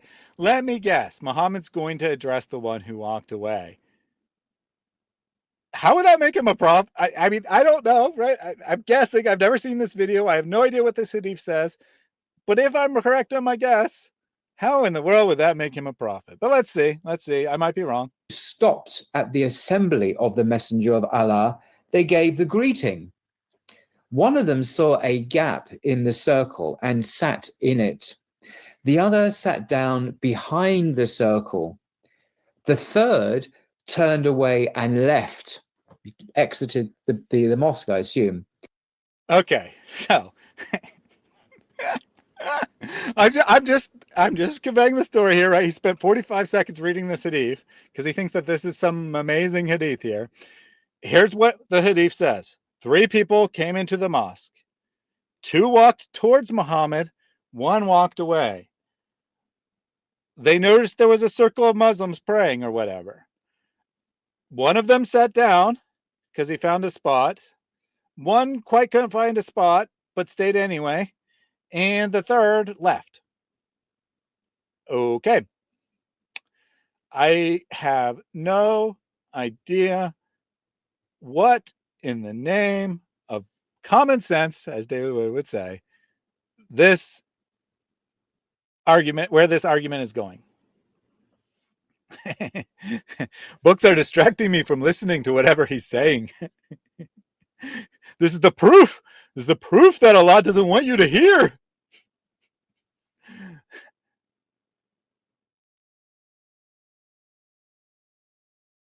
The miracle. I don't know if that was the miracle or the miracle was me being able to do the math in my head and know that was almost exactly a third of the way through the video.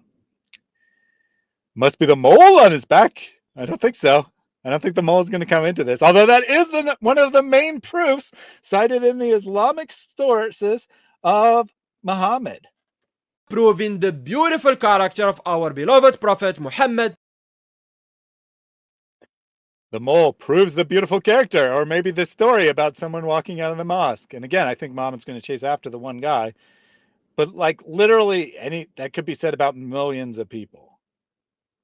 Anyone can make such a story. Thais can make this story and make it about himself. Thais is singing in church and 3 people came to him. 1 walked away. Thais went to teach him the truth. I mean, isn't that what well, maybe not anyone, but most people would do, whether they're a true prophet or they are a charlatan? They'd seek after the person who's not interested to try to bring them in. Sounds like the start of a joke. Well, maybe it is. Maybe it is, right? I've never seen this. I don't know where it's going. It's got to get better. When the messenger of Allah finished, he said, "Shall I tell you about 3 people? One of them sought shelter with Allah, so Allah gave him..." All right, so he's teaching some lesson, which apparently is not important. But when he finishes teaching that lesson, now he's going to tell this parable, which is going to relate to the 3 people, apparently, right? The fact that he's telling a story about 3 people when he saw 3 people come in late and what they did. And now he's going to tell a parable that relates to those 3 people. This is the proof of Islam. So everyone listen closely. Shelter. The other was shy, so Allah was shy to him. The other turned away, so Allah turned away from him. Okay. We'll get what Paul says here in a second. But anyone seeing a problem here? Anyone seeing a bit of a problem with this parable? 3 guys come into the mosque. One is somewhat aggressive, finds a place to sit. One of them, Muhammad is apparently calling shy because he couldn't find a place to sit down and didn't force himself into the circle. And one of them went away. In the parable, one of them comes to Allah, and Allah gives them a reward. One of them wants to come to Allah, but is too shy, so Allah is shy. And one of them turns away from Allah, and Allah turns away from him. Muhammad is comparing himself to Allah? Am I missing something here? Am I missing something? This is the proof that Muhammad is an authentic prophet, that he compares people's reaction to him to God? Is he not putting himself in the position of Allah? I didn't pick this video. This is recommended to me. Paul's supposed to be this intellectual genius, and he doesn't see that his own proof of Muhammad is showing Muhammad was claiming to be God.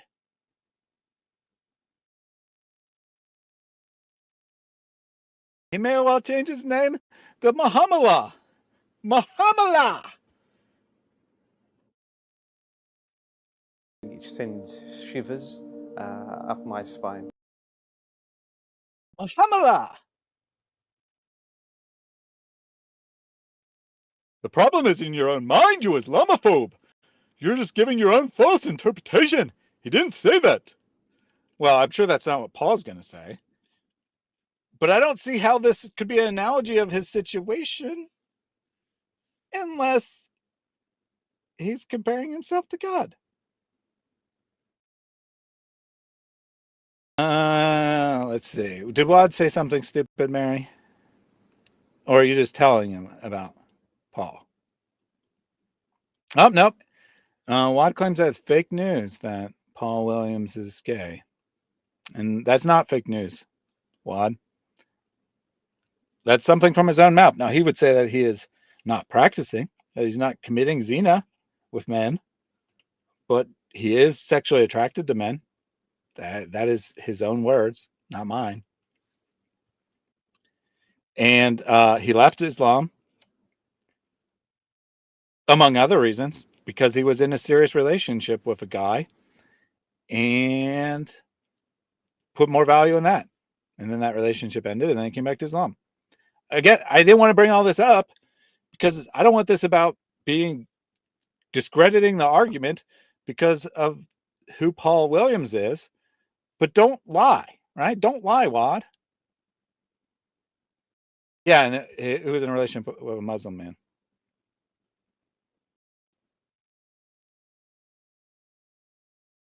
I didn't want to get into that, Wad. What is wrong with you? Absolutely sickening and disgusting. All right, let's get back to the argument. Ignore who's giving the argument, right? Do not reject the argument because of who is giving it. That is a logical fallacy. Reject the argument because it's a stupid, idiotic argument. Yes, but not because of who's giving it. End quote. That's the Hadith. What an extraordinary story. It's difficult to know what to make of it. But wait. That's the end of the Hadith? That's the end of the Hadith? There's nothing else? I thought it was going to get better somehow. I gave Muhammad way too much credit. I said that he's going to chase after the one who wants to reject him. No! The stupid Hadith that Paul Williams is appealing to says that Muhammad equates someone leaving the mosque while Muhammad is speaking as akin to someone who rejects Allah.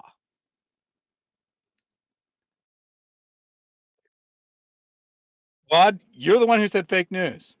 I didn't say you brought it up. I said you're the one who lied about it. This is beautiful.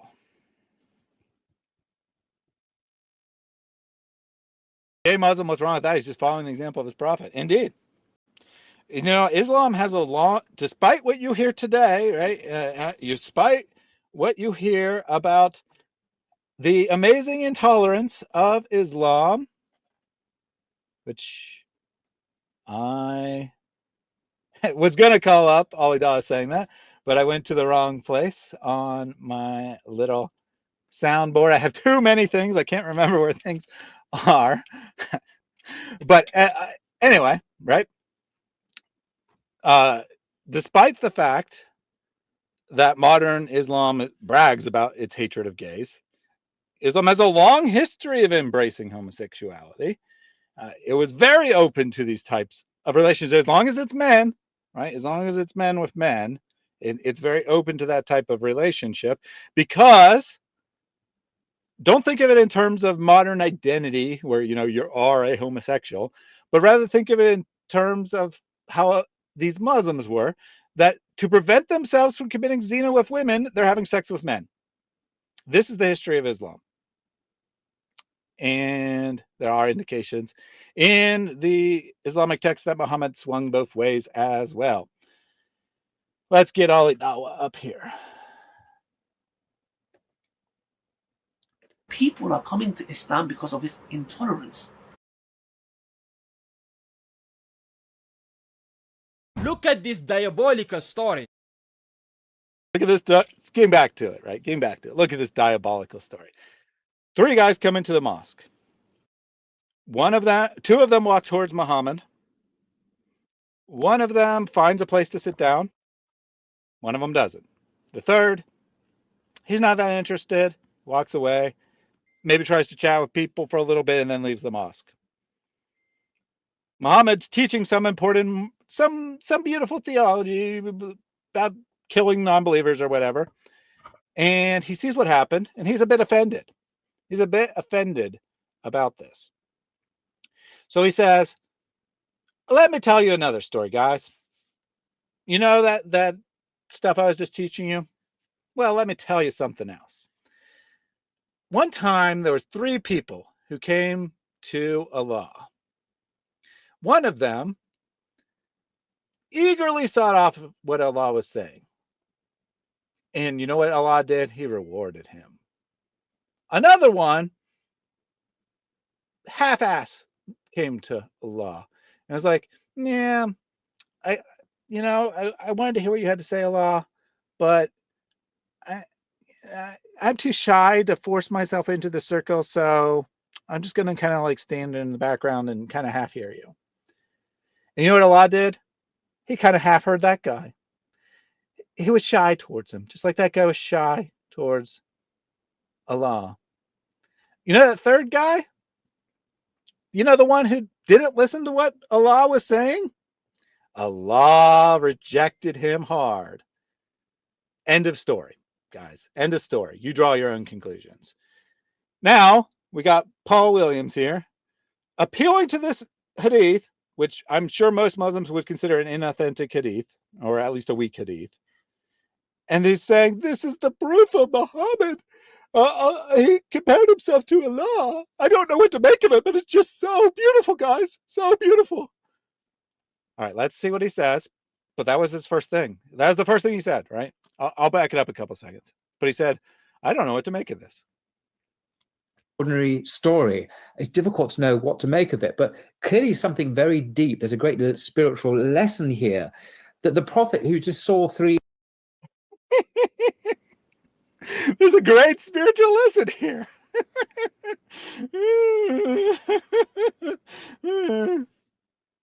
The individuals as walking in, 2 stayed, 1 left, was able to penetrate beyond the apparent and see. No double entendre, people. No double entendre. He did not say penetrate for that reason. The hidden motives, the hidden realities of these 3 people.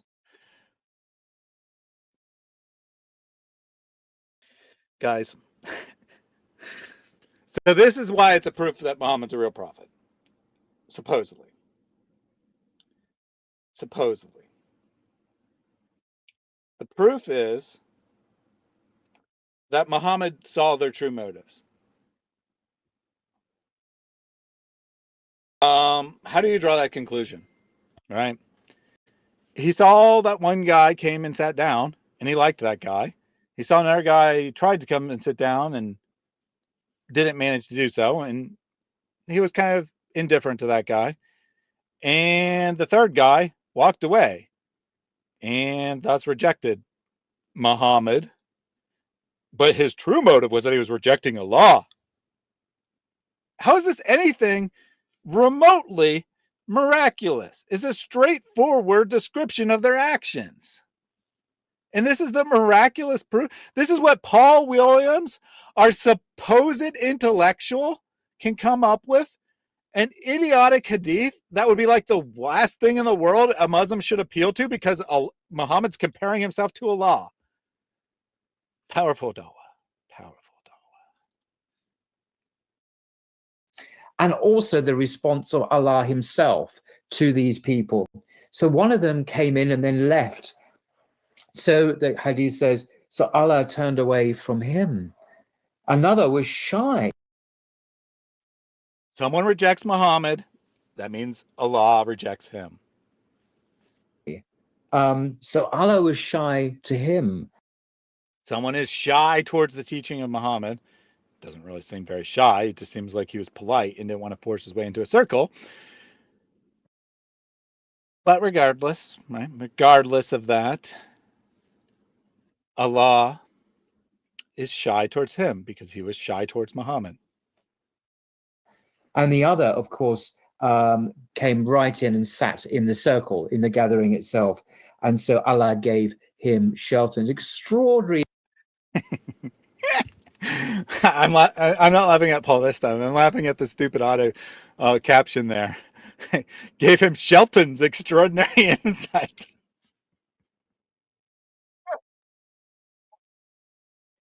No, YouTube. Gave him shelter. And then Paul is calling it an extraordinary insight. So the third guy, he comes and he listens to Muhammad, then Allah rewards him. How is this anything but an extremely conceited individual equating himself to God? I swear I've gotten deeper stuff out of the Bernstein Bears. Oh, I've been refuted. And just to be clear, I'm not making fun of this because I'm pretty sure it's a joke. First off, Allah doesn't enter creation, let alone a full-blown Masjid. Indeed. This is the proof. That Muhammad was not claiming to be Allah because Allah couldn't be there.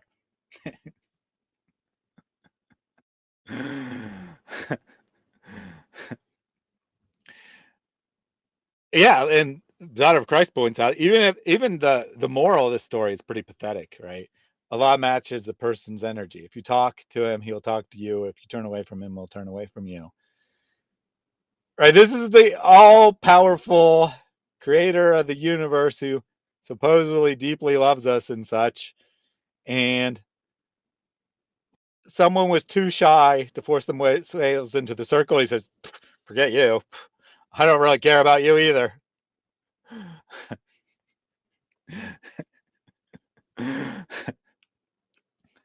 Convinced me.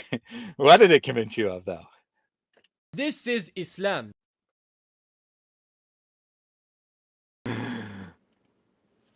Sounds like an awesome God. Yeah, I think we're all about to break out in the children's hymn about our God is an awesome God, right? When we see this beautiful picture of God, aka Muhammad, rejecting those who reject him. You rejected Muhammad and hurt his feelings, you're going to be forever rejected from paradise. You didn't listen to his beautiful, amazing teachings. Well, shame on you.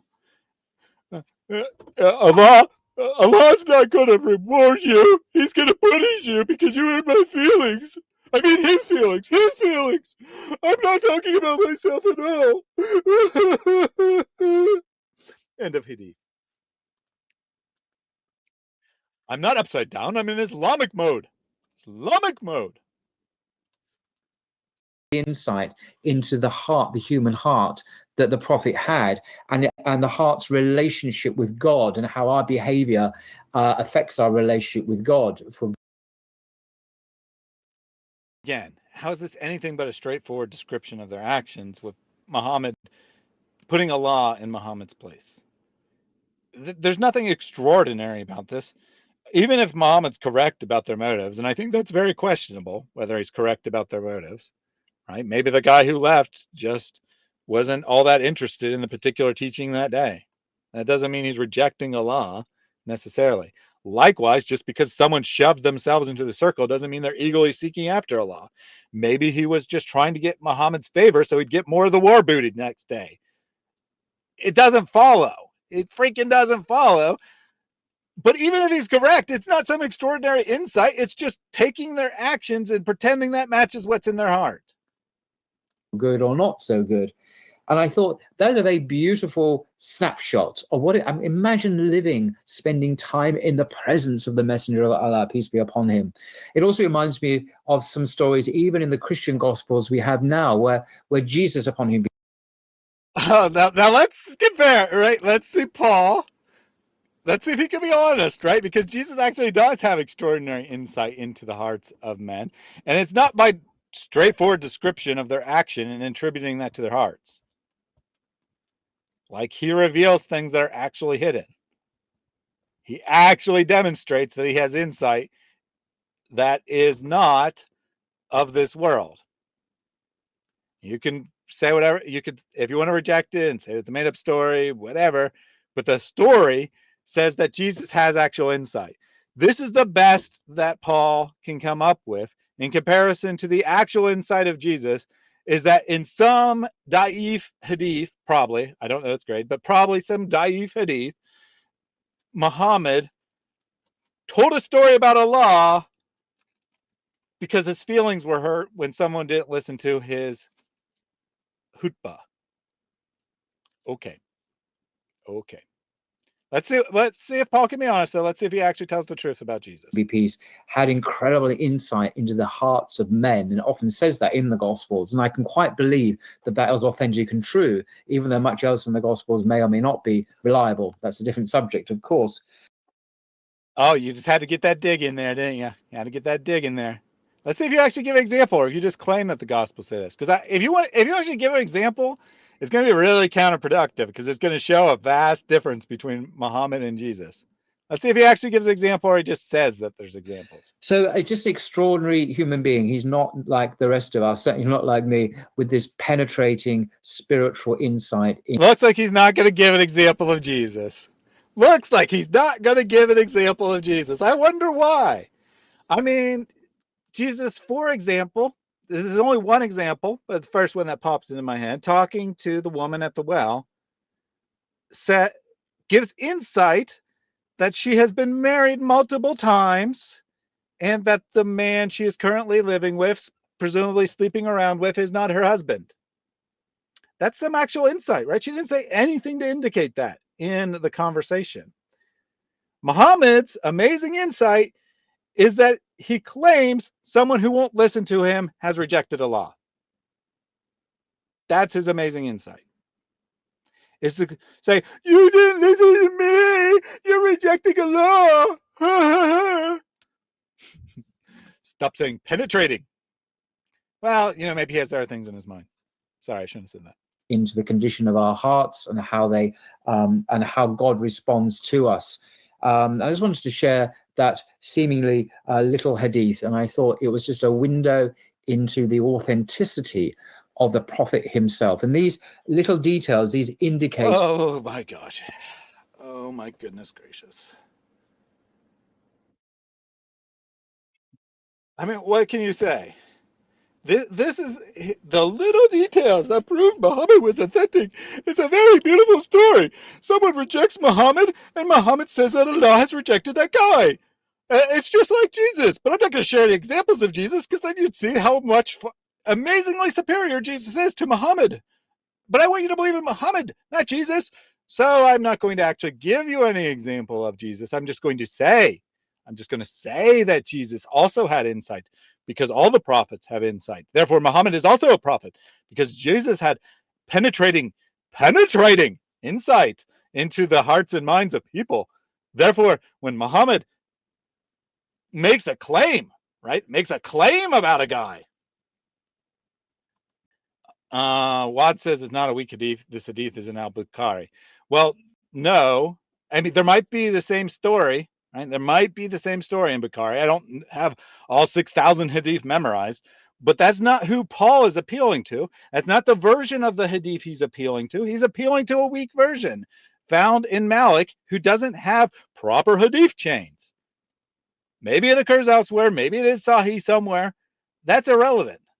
Right? That's irrelevant. That's the only thing you can say in response. You can't address the content of the hadith. Well, thank you for elevating it to Sahih.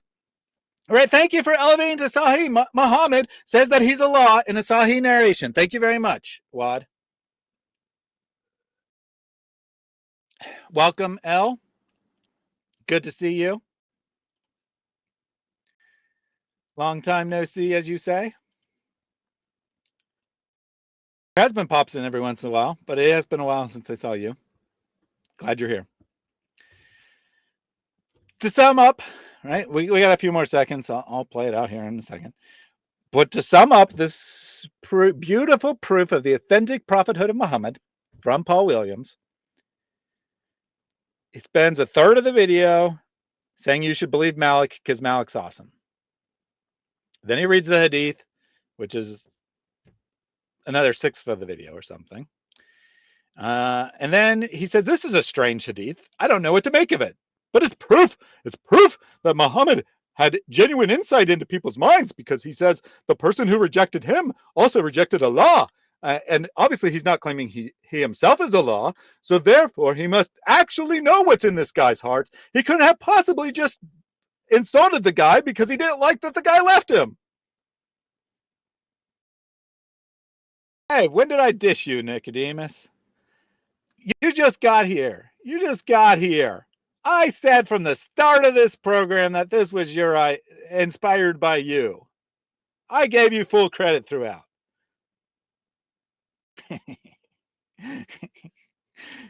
It is indeed from the oh no animation is indeed from your inspiration.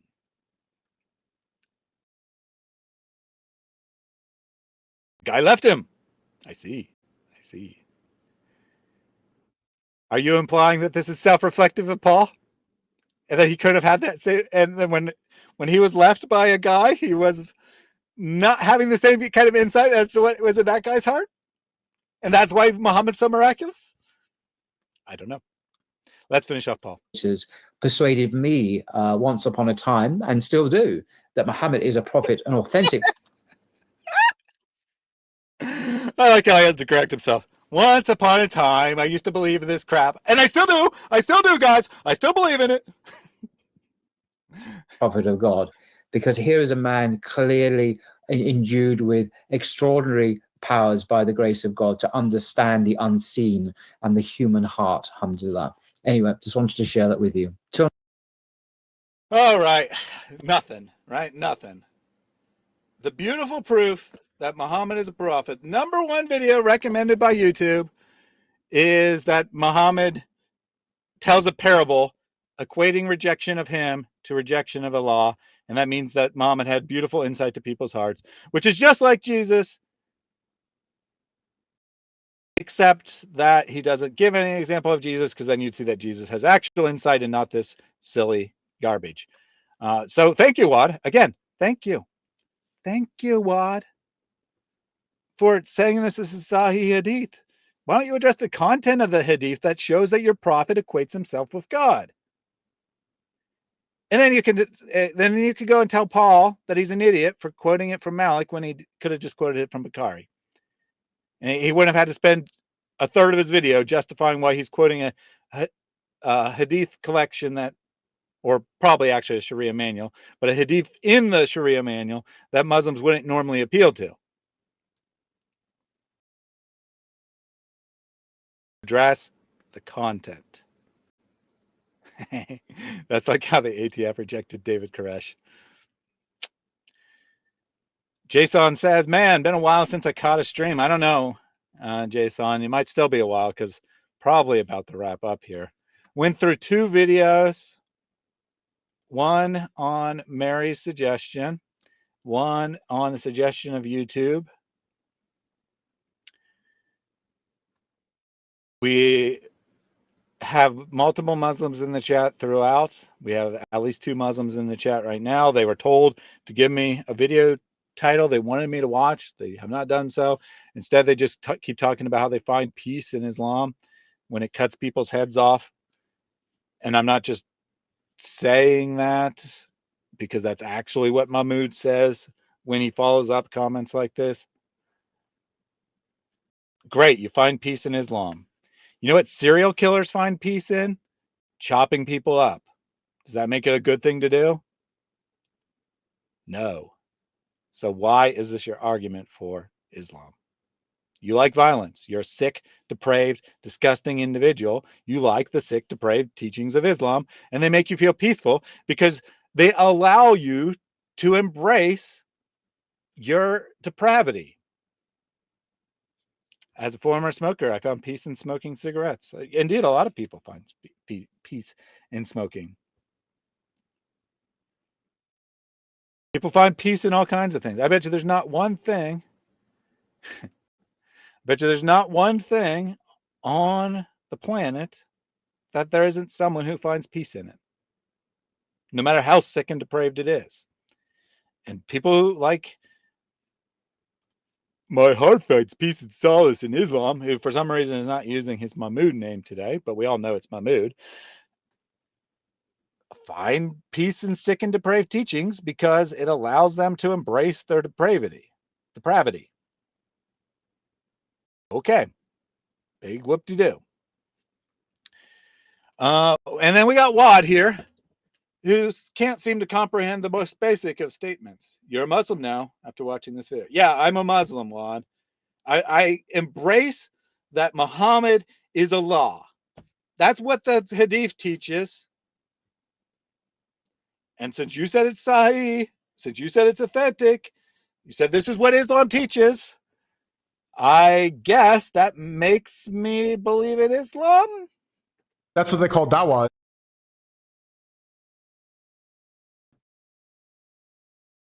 I mean, come on, Wad.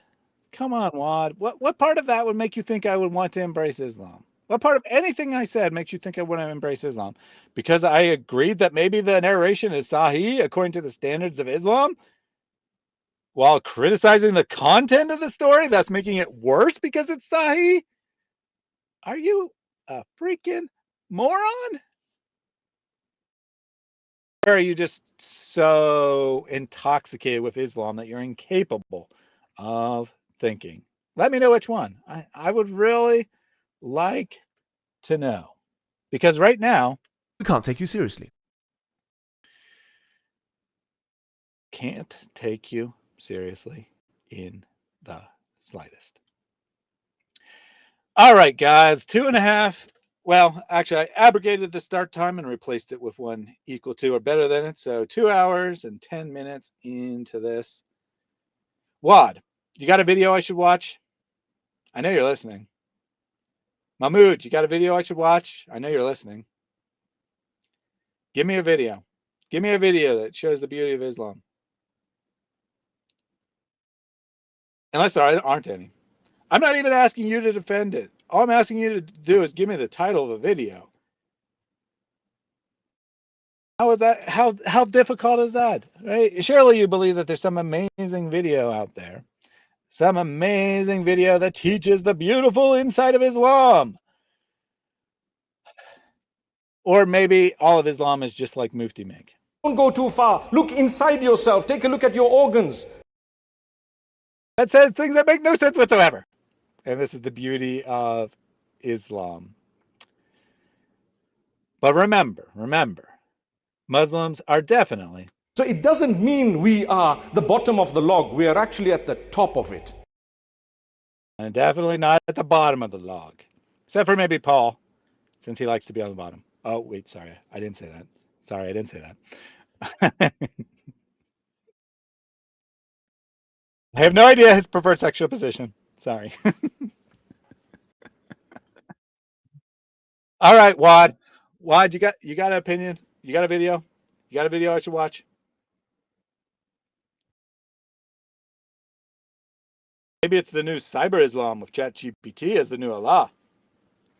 I just had a couple days ago, right?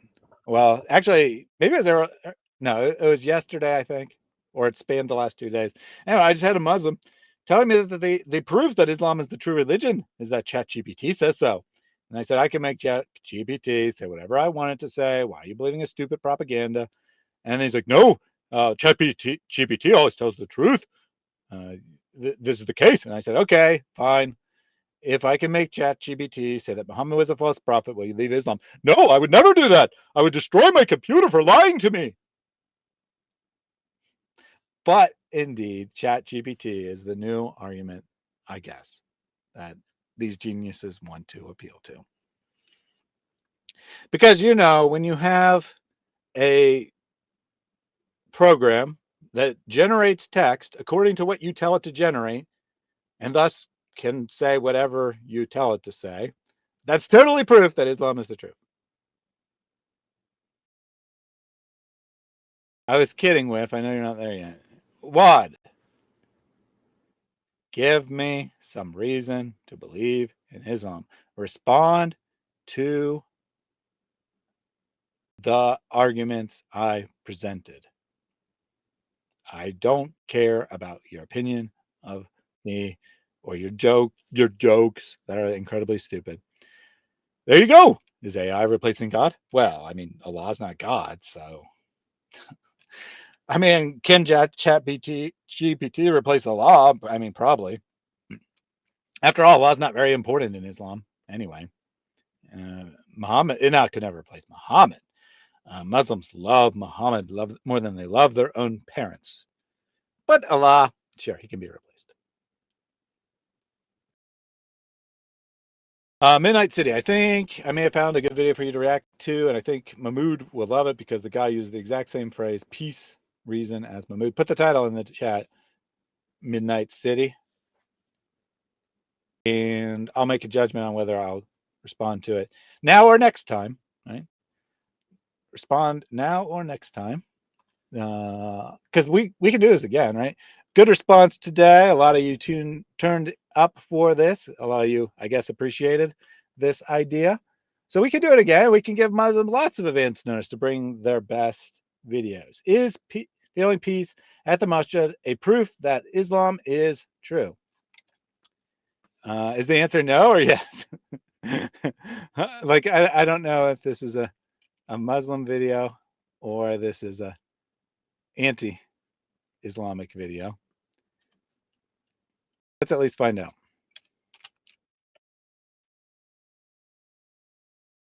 It's from Islam on Demand. So I think that they're going to argue yes, right? 3.5 minutes. Bruh. Puba. ChatGPT is hilarious. It really should be peace be upon him because that's reserved for the prophets. But it can be, may Allah's blessings be upon him. And may Allah grant blessings.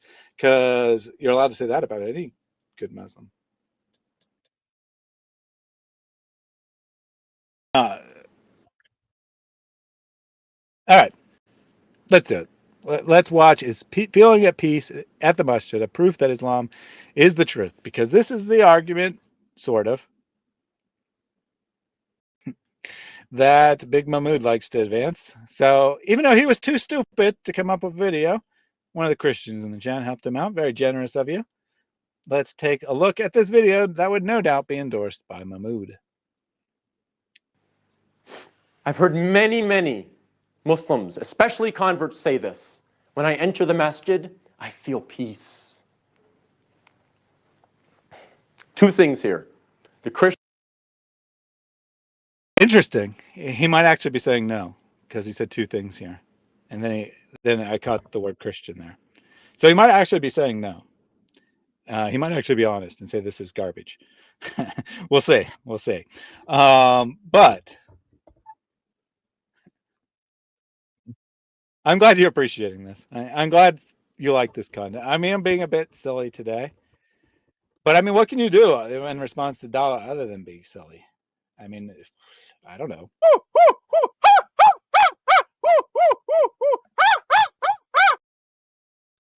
I mean, that's how it makes me feel, listening to this and realizing that people consider these serious arguments.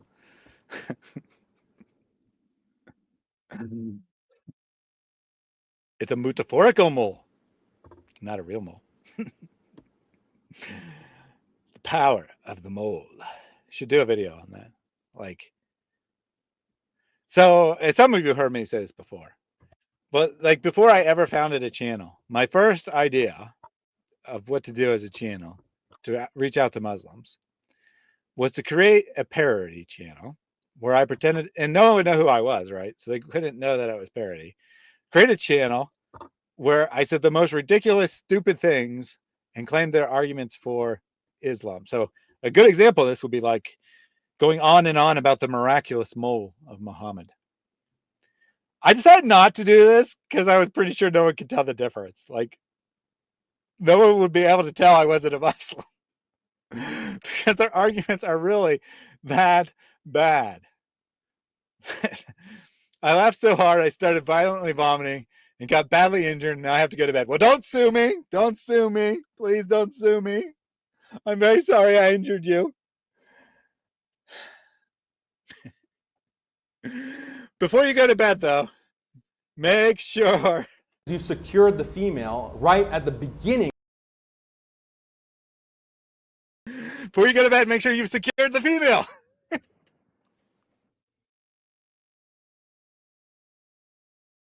All right, let's. So, I'm not sure that actually this guy's going to say that it's a valid evidence for Islam. Actually, he might actually say it's crap. To his credit, we'll see. But Mahmoud says it's a valid piece of evidence. So let's see what Aiden says. Christian can say the same thing when they enter the church. The Jew, the Jewish person, can say the same thing when they enter the synagogue. And many other people of many other faiths can say the same thing about their communities. That's correct. I tell that to this moron Mahmoud every single time he raises this. Awesome. Like, good on you. I mean, I'm not joking, right? Not joking. Good on you, Aiden, for being honest and saying this is crap. Because that's not what Muslims usually do. Regardless of how stupid an argument is, they don't say it's crap. Let me give an example. Shabir Ali knows, right? He's a very intellectual guy. He's very deceptive, but he's definitely intellectual, right? He knows that the Gospel of Barnabas is the worst fraud in history, that you'd be laughed out of a educational institute for even mentioning it. What does he tell Muslims about it? He says, oh, I would recommend against using it because it doesn't teach proper Islamic theology.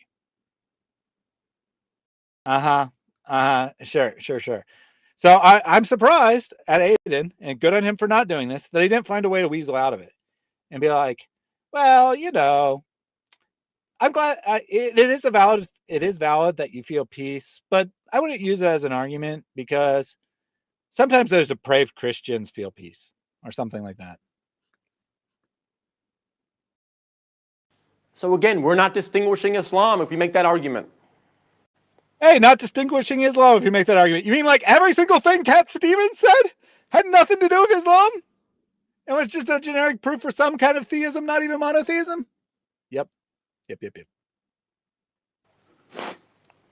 But even if that's a valid argument, here's the problem.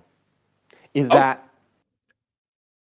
he's going further, right? He said two things, and they're both going to be critical, because he said even if feeling peace is a valid argument for the truth of Islam, here's the thing, guys. even if you don't believe me that anyone could say this about any religion, and thus it's a crap argument, here's the thing, guys. So again, good on him. Good on him. He's actually being honest and telling Muslims this is a terrible crap argument. Mahmoud, you have a terrible crap argument according to Aiden Zain. The peace is relative. Go back to my story of Bilal, who based his faith and his practices, on the surface, at least from what we can tell, on the fact that the Muslims were organized. But when oh, look at this! Look at this! I love this guy so far. I mean, I'm not going to endorse anything else he's done, but in this, at least, I agree completely. Look, he's pointing out that some people, some good Muslims, accepted Islam for superficial, stupid reasons. That they followed Islam because they liked the organization. They liked the power structure of Islam. Interesting, right? Interesting. when they became disorganized and he had that realization, he left. So he came to Islam because he liked it being organized. He left Islam because it became disorganized. Yeah, people embrace Islam for stupid reasons. I imagine he's going to say, what happens when you don't feel peace in the masjid anymore? Does that mean you leave Islam? No, you don't want to leave Islam. I can't disagree with this guy.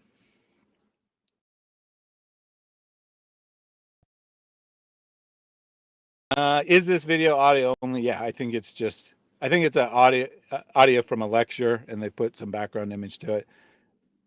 I don't think it was intended to be a YouTube video. I think they've just clipped something and made a video out of it. Wad says, by the way, I have not seen brother rationalized assertions for a while. Please send him my greetings. Hey, Wad, why don't you figure out what rationalized assertions mean?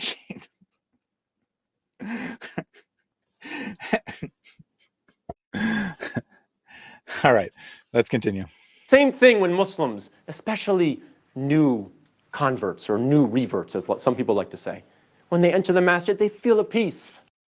Look at that. He even said they're converts. He even said they're converts, not reverts. Like he kind of implicitly made fun of the stupid idea that they're reverts. He said, new converts to Islam, or reverts, as some people like to call them. This guy's amazing. I felt that peace. But what happens when an elder or anybody comes to them and yells at them for wearing short shorts or wearing their hijab in the wrong way, showing their hair, or wearing a gold necklace like I used to do because I didn't know? What happens when they get yelled at? And they feel that harshness from some people who react emotionally, may not understand their situation. There's an amazing lecture that if you want more information. So get this, right? So someone's duped into converting to Islam. Not his words, but let's be real. Someone's duped into converting to Islam. After they're duped into converting to Islam, they believe all these lies about how it's a really peaceful religion that's just about your relationship with God and blah, blah, blah. And they come to the masjid and they're there to worship God. And because they have this attitude, right, this attitude that's imposed upon them by their false beliefs about what Islam is about, they feel peace in the mosque. And then people start correcting them, yelling at them, in his words. People start correcting them and saying, brother, you're a Muslim now. You can't wear those clothes. They're inappropriate. Sister, you're a Muslim now. You need to cover up or I'm going to get a huge boner. I mean, Allah will be displeased with you. And then they don't feel peace anymore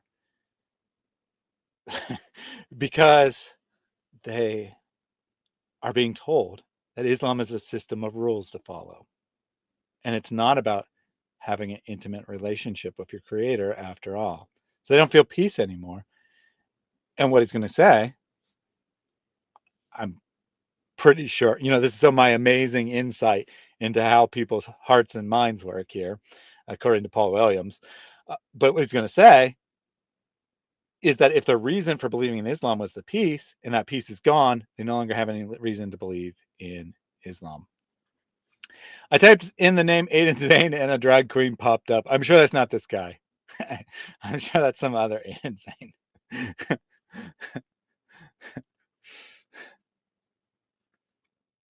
Information about this topic, I encourage you to watch on YouTube. It's called Winning Our Children Back to Islam. Hey, guys, we got a suggestion from a Muslim of a video to watch. Winning our children back to Islam.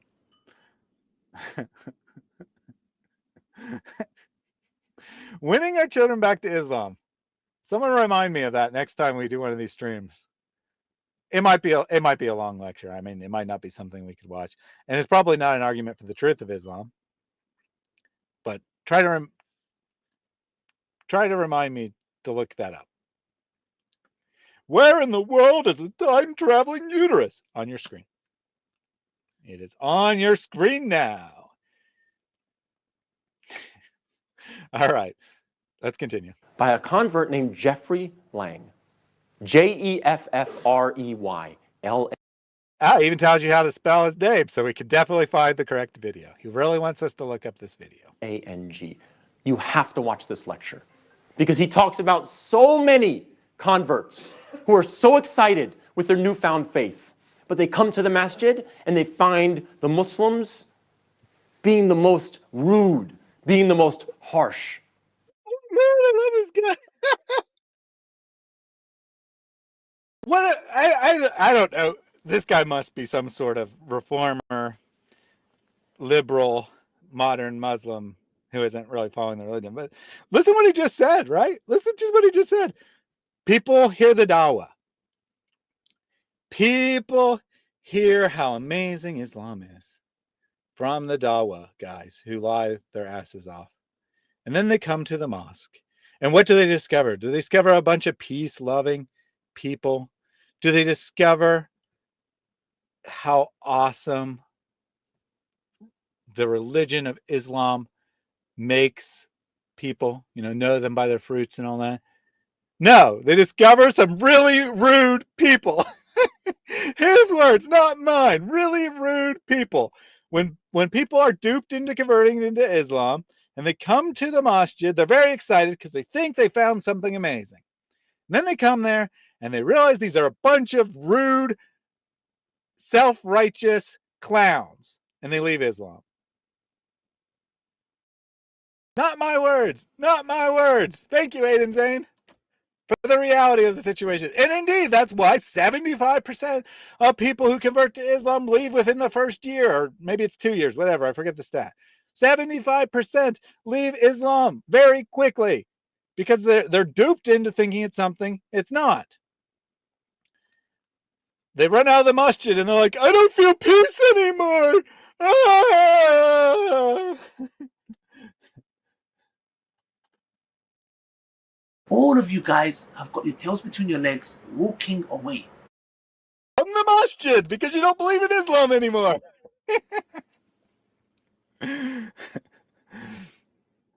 I'm rude. I'm rude. You're rude next, Dr. Nike. Well, maybe I am rude. But that's not the point here, right? The point is that they convert to Islam expecting one thing. They feel peace for a little while because of, self-fulfilling prophecy, what they expect to find. And then they find the reality, which is that Muslims are mean, rude people. His words, not mine. Thank you, whoever told me to watch this video. This is an awesome video. This is one of my all-time favorite dawah videos. With their manners, and it turns them away from the masjid. And ultimately, a lot of them turn away from Islam because they're not part of the community. Thank you. Ultimately, a lot of them turn away from Islam. All these people say a shahada, and then they're like, because they believed some lying sheikh that Islam is full of peace and scientific miracles and women's rights and whatever else you want to hear. That's exactly what Islam has. Oh, you like to do drugs? Oh, in Islam, you can do drugs, etc., right? And then they find out what Islam actually is, and they leave. They leave in large numbers, very large numbers. The number of lifelong reverts to Islam, other than actual reverts who were born Muslim, left Islam, and came back, is very small. Very, very small indeed. Or they think that Muslims are getting this behavior from the religion itself, and they're confused. They are getting it from the religion themselves. And they go back to their former ways of lives. So the peace is relative. So we can't make that argument. Another story, very briefly. Hear that, Big Mahmood? I think you left because you did not like this. But hear that, Big Mahmood? You cannot make that argument. Aiden Zain, Muslim, says you cannot make the argument that feeling peace means Islam is the truth. I'll probably clip that part. You can't make that argument. And it'll go on my soundboard. Maybe not, since his face isn't on here. I really like it, but his face isn't on here, and he's not shouting, you know. So maybe not. But he says you can't make the argument. You can't make the argument because it's a crap argument. You hear that, Mahmood? You hear that? This is the proof. This is the proof that your argument is crap. I had a friend, a good Muslim brother, who converted not too long after me. And he was so excited to learn about Islam, so excited to learn about the Arabic language. He went overseas. Before he left to learn, he was saying to me, I can't wait to go to the Muslim countries, where I can learn about Islam, where I can be with the Muslims, surrounded by Muslims. Uh-oh. Bad news. I don't know. He's probably going to say something about people being rude to him. But that is a huge red flag, right? He's very eager to learn about Islam. He's very eager to learn things. That's going to lead you out of Islam. Do not think, right? You only got two choices. Either you learn to submit your brain cells to Allah's garbage and learn everything you can possibly learn and then distort everything to deceive others into believing it and think yourself righteous for doing this. I think that probably most Dawah guys and most Imams, they probably actually believe it. They don't believe what they're saying, but they believe they're doing good for Allah. They actually believe in Allah. They understand the character of Allah as a deceptive God. So they think deceiving for his benefit gets them rewards. They're after the rewards. They actually believe it. I don't think most of them are charlatans, is what I'm getting at, technically speaking. But you either got to do that or you're going to leave Islam. Those are your only choices, right? You learn too much, you leave Islam. Unless you're capable of subjecting all of your thoughts to this idea that Allah is deceptive, so it's okay. When he came back, he told me nothing but one story after another of how the Muslims that he ran into were racists. He was an African American. And they just... Oh, it's better than I thought. They weren't just rude, they're racist. They didn't like black people. I thought that Islam taught that all people of all colors and skin tones are the same. But he goes to an Arab country. He goes to where the good Muslims are. And he encounters racist. They're all being racist. I wonder where they got that idea. So some idiot, right? He's probably not going to say this, but this is probably the reality.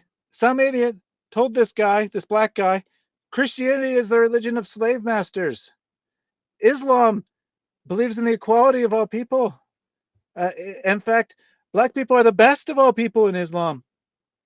And he believed it. And so he converted to Islam. And then he goes to Saudi Arabia or whatever other Muslim country he went. And they're all being racist. They're all making fun of him for being black. They're looking down on him for being black, for having dark skins. I wonder where they got that attitude from. Oh, right. From the words of Muhammad, who time and time again diminishes black people. And then it gets far worse after the time of Muhammad. And Islam has a long, disgusting history of extremely racist thoughts. But then the Dawah preachers saw in America that black people were mistreated. And they said, you know what? We can win black converts by telling them that Muhammad loved black people. He loved raisins and he loves black people. No coincidence. No coincidence. I didn't mean anything by that. The word raisin. Those are two unrelated thoughts. He really likes raisins and he really likes black people. And then they convert. And most never find out the truth. They believe that Muhammad is a warrior for social justice and for all things African, blah, blah, blah, blah, blah. But sometimes they make the mistake of going to an Islamic country and seeing what the teachings of Muhammad actually do. Just treated him so horribly because they had racism in their heart. Now, I'm not saying that all Muslims are like this. I'm not saying the majority of Muslims are like this. You're not saying it, and I'm not saying it either, actually. I want to be completely fair. The vast majority of Muslims, greater than 99% of all Muslims, are far superior to the Prophet. They're a perfect example, right? Many of them are not racist. Right? Many of them are not racist. But they do so in spite of what Islam teaches, not because of what Islam teaches. If you look at the behavior of Muslims, they have an inferiority complex to Caucasians, white people, Westerners, however you want to put it. And that's why they go crazy.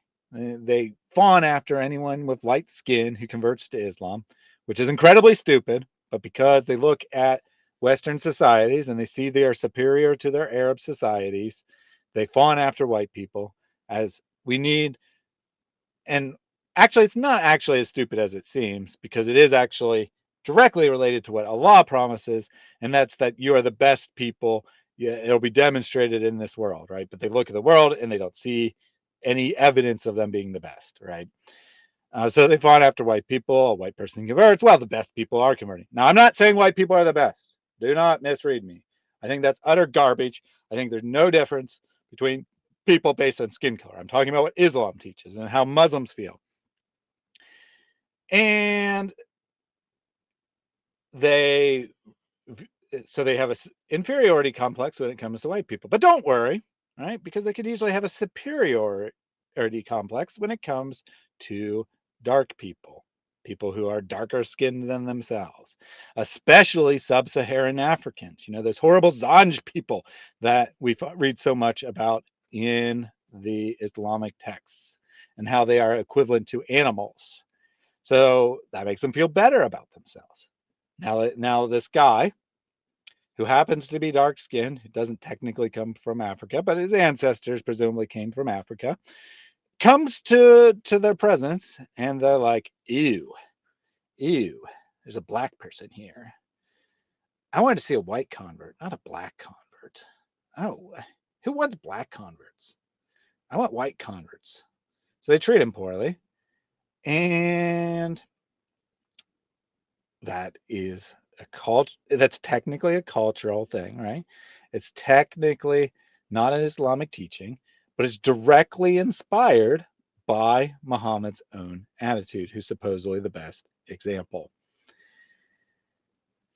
Despite all that, many Muslim people, especially Muslim people who are not living in the Middle East, you know, whether they're living in Asia or Southeast Asia, you know, the islands, right, where there's a lot of Muslims in Indonesia and Malaysia and whatnot, or they're living in a Western country, or they're living in Northern Africa where people aren't as dark skinned, they might not have those attitudes.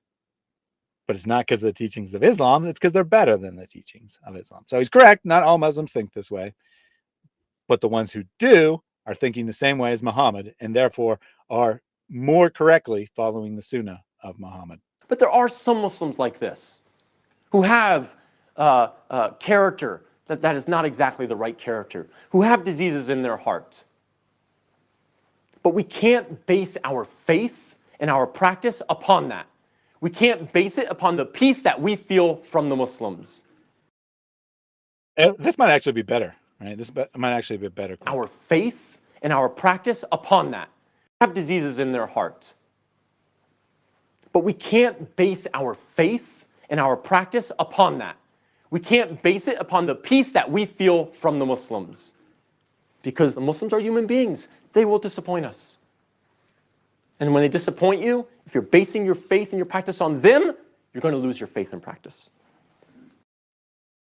So perfectly right. You know, what he says at the end, right? I agree with. Right? You should not judge a religion or anything else based on the actions of people exclusively. It might give you a hint, but it shouldn't be the primary or exclusive way you judge something based on your feelings and based on the actions of people who adhere to that. However, what happens when your prophet, your example to follow, the perfect man of all time, has the same attitudes as those modern Muslims? Well, that's a real problem. That is a real big problem.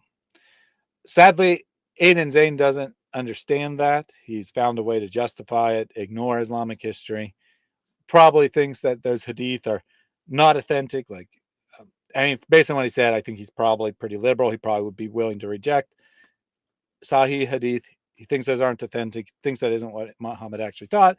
Found a way to justify all this in his mind. But I agree with his message, right? I agree with his message. This is not evidence for Islam. It's a really bad thing to base your faith in Islam or anything else based entirely on subjective feelings or the behavior of human beings. I agree. See, I told you all that I would agree with the Muslims, that they'd make good arguments today. I didn't revert to Islam because, of course, this is not an argument for Islam, but I did agree with the Muslims. So there you go. Is the proof that even Muslims can say something intelligent every once in a while.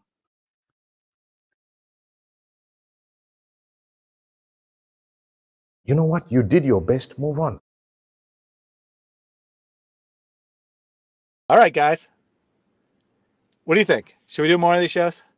Should I react to more stuff live that I've never seen before? Did you have fun today? Did you appreciate this? I mean, I think it went pretty well. Have a very good number of viewers here today, so I appreciate that. Hope you guys enjoyed that. So we got nervous laugh. Oh yeah, yes.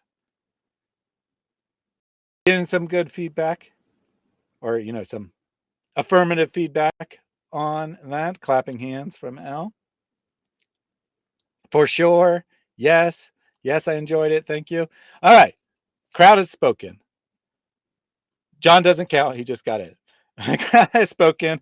We'll do more streams like this where I just react to stuff live. Maybe a little over the top. Maybe a little bit silly. Maybe even get out of control. It's out of control here. Fun, right? Fun. Just fun, not funny and sad. This is really funny and sad at the same time. I mean, maybe it is a little sad because there are actually people who think these are good arguments. So there's that. What about too many Marys joining? I don't know about that. I think she's still listening. I don't know for sure. I'm hoping she's listening. I don't know. Too many Marys might be a little too intellectual. She might be a little too smart for this kind of behavior. She might make a PowerPoint and take all the fun out of it. No, the reactions will probably just be me. Or actually, we'll probably also do these with my wife. So we'll give that a try, see how you guys like that. We were going to do that yesterday, have my wife and I react to Muslim video. Muslim video. You need guests to laugh with. I don't know. I can laugh by myself. I can laugh at myself. I don't have any sense of pride or self-control or anything like that. I don't I can embarrass myself. I can be pathetic.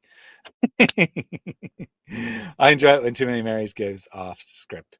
All right. Anyway, I was going to react to my wife yesterday. She wasn't feeling well, so did this stream instead. Next weekend, either Saturday or Sunday, I'll try to react with her again. If that doesn't work out, then I'll do another one like this. I'll even put up a community post asking Muslims for their best videos so that maybe, just maybe, we can get a Muslim to tell us what to react to. Thank you all for joining us today. Had a great time laughing at these videos. And again, is Feeling Peace at the Masjid, a Proof That Islam is True, is an amazing video. I highly recommend that one, actually. No joke, right? No joke. I actually recommend that video. It was a good, honest video by a Muslim, and that is exceedingly rare, so I legitimately recommend that video. Someday I'd like to see an actual intellectual argument for Islam, not just a Muslim admitting that some of their arguments are crap. The scientific argument, the scientific miracles in the Quran, is debunked. Yeah, I mean, I can find Muslims admitting their arguments are crap. I haven't found a Muslim with a good argument yet. Like, I mean, I can find, like, say, a Buddhist who makes a reasonable argument for Buddhism. I can't find a Muslim who makes a reasonable argument for Islam. I wonder why. I wonder why. Dancing Sufis have the most peace. I bet you they do feel very at peace, right? And I bet you they feel very at peace when they're doing their little dances. And this is the proof that Sufism is the correct form of Islam. Yeah, it's because Islam is inherently unreasonable. You know, lots of religions are false. And lots of religions have solid disproofs of them. Islam is rather in a class of its own, at least in my experience. Right? I don't want to make claims about all the world's religions. I don't know much about most of the 3,000 religions. In many cases, most cases, I don't even know their names. So I don't want to make a claim that there are no other stupid religions. There probably are. There's probably some incredibly stupid religions. But you got like Islam, and then you got like Mormonism is really, really, really self-refuting. Maybe something like Scientology. But most religions are far, far, far, far, far more reasonable than Islam. Just saying. Just saying. All right. We will wrap up now. Thank you for joining us today, and we will close out with the one and only Pastor Jake. Pray this ceaselessly. Lord Jesus Christ, Son of God, have mercy on me. Lord Jesus Christ, Son of God, have mercy on me. Lord Jesus Christ, Son of God, have mercy on me.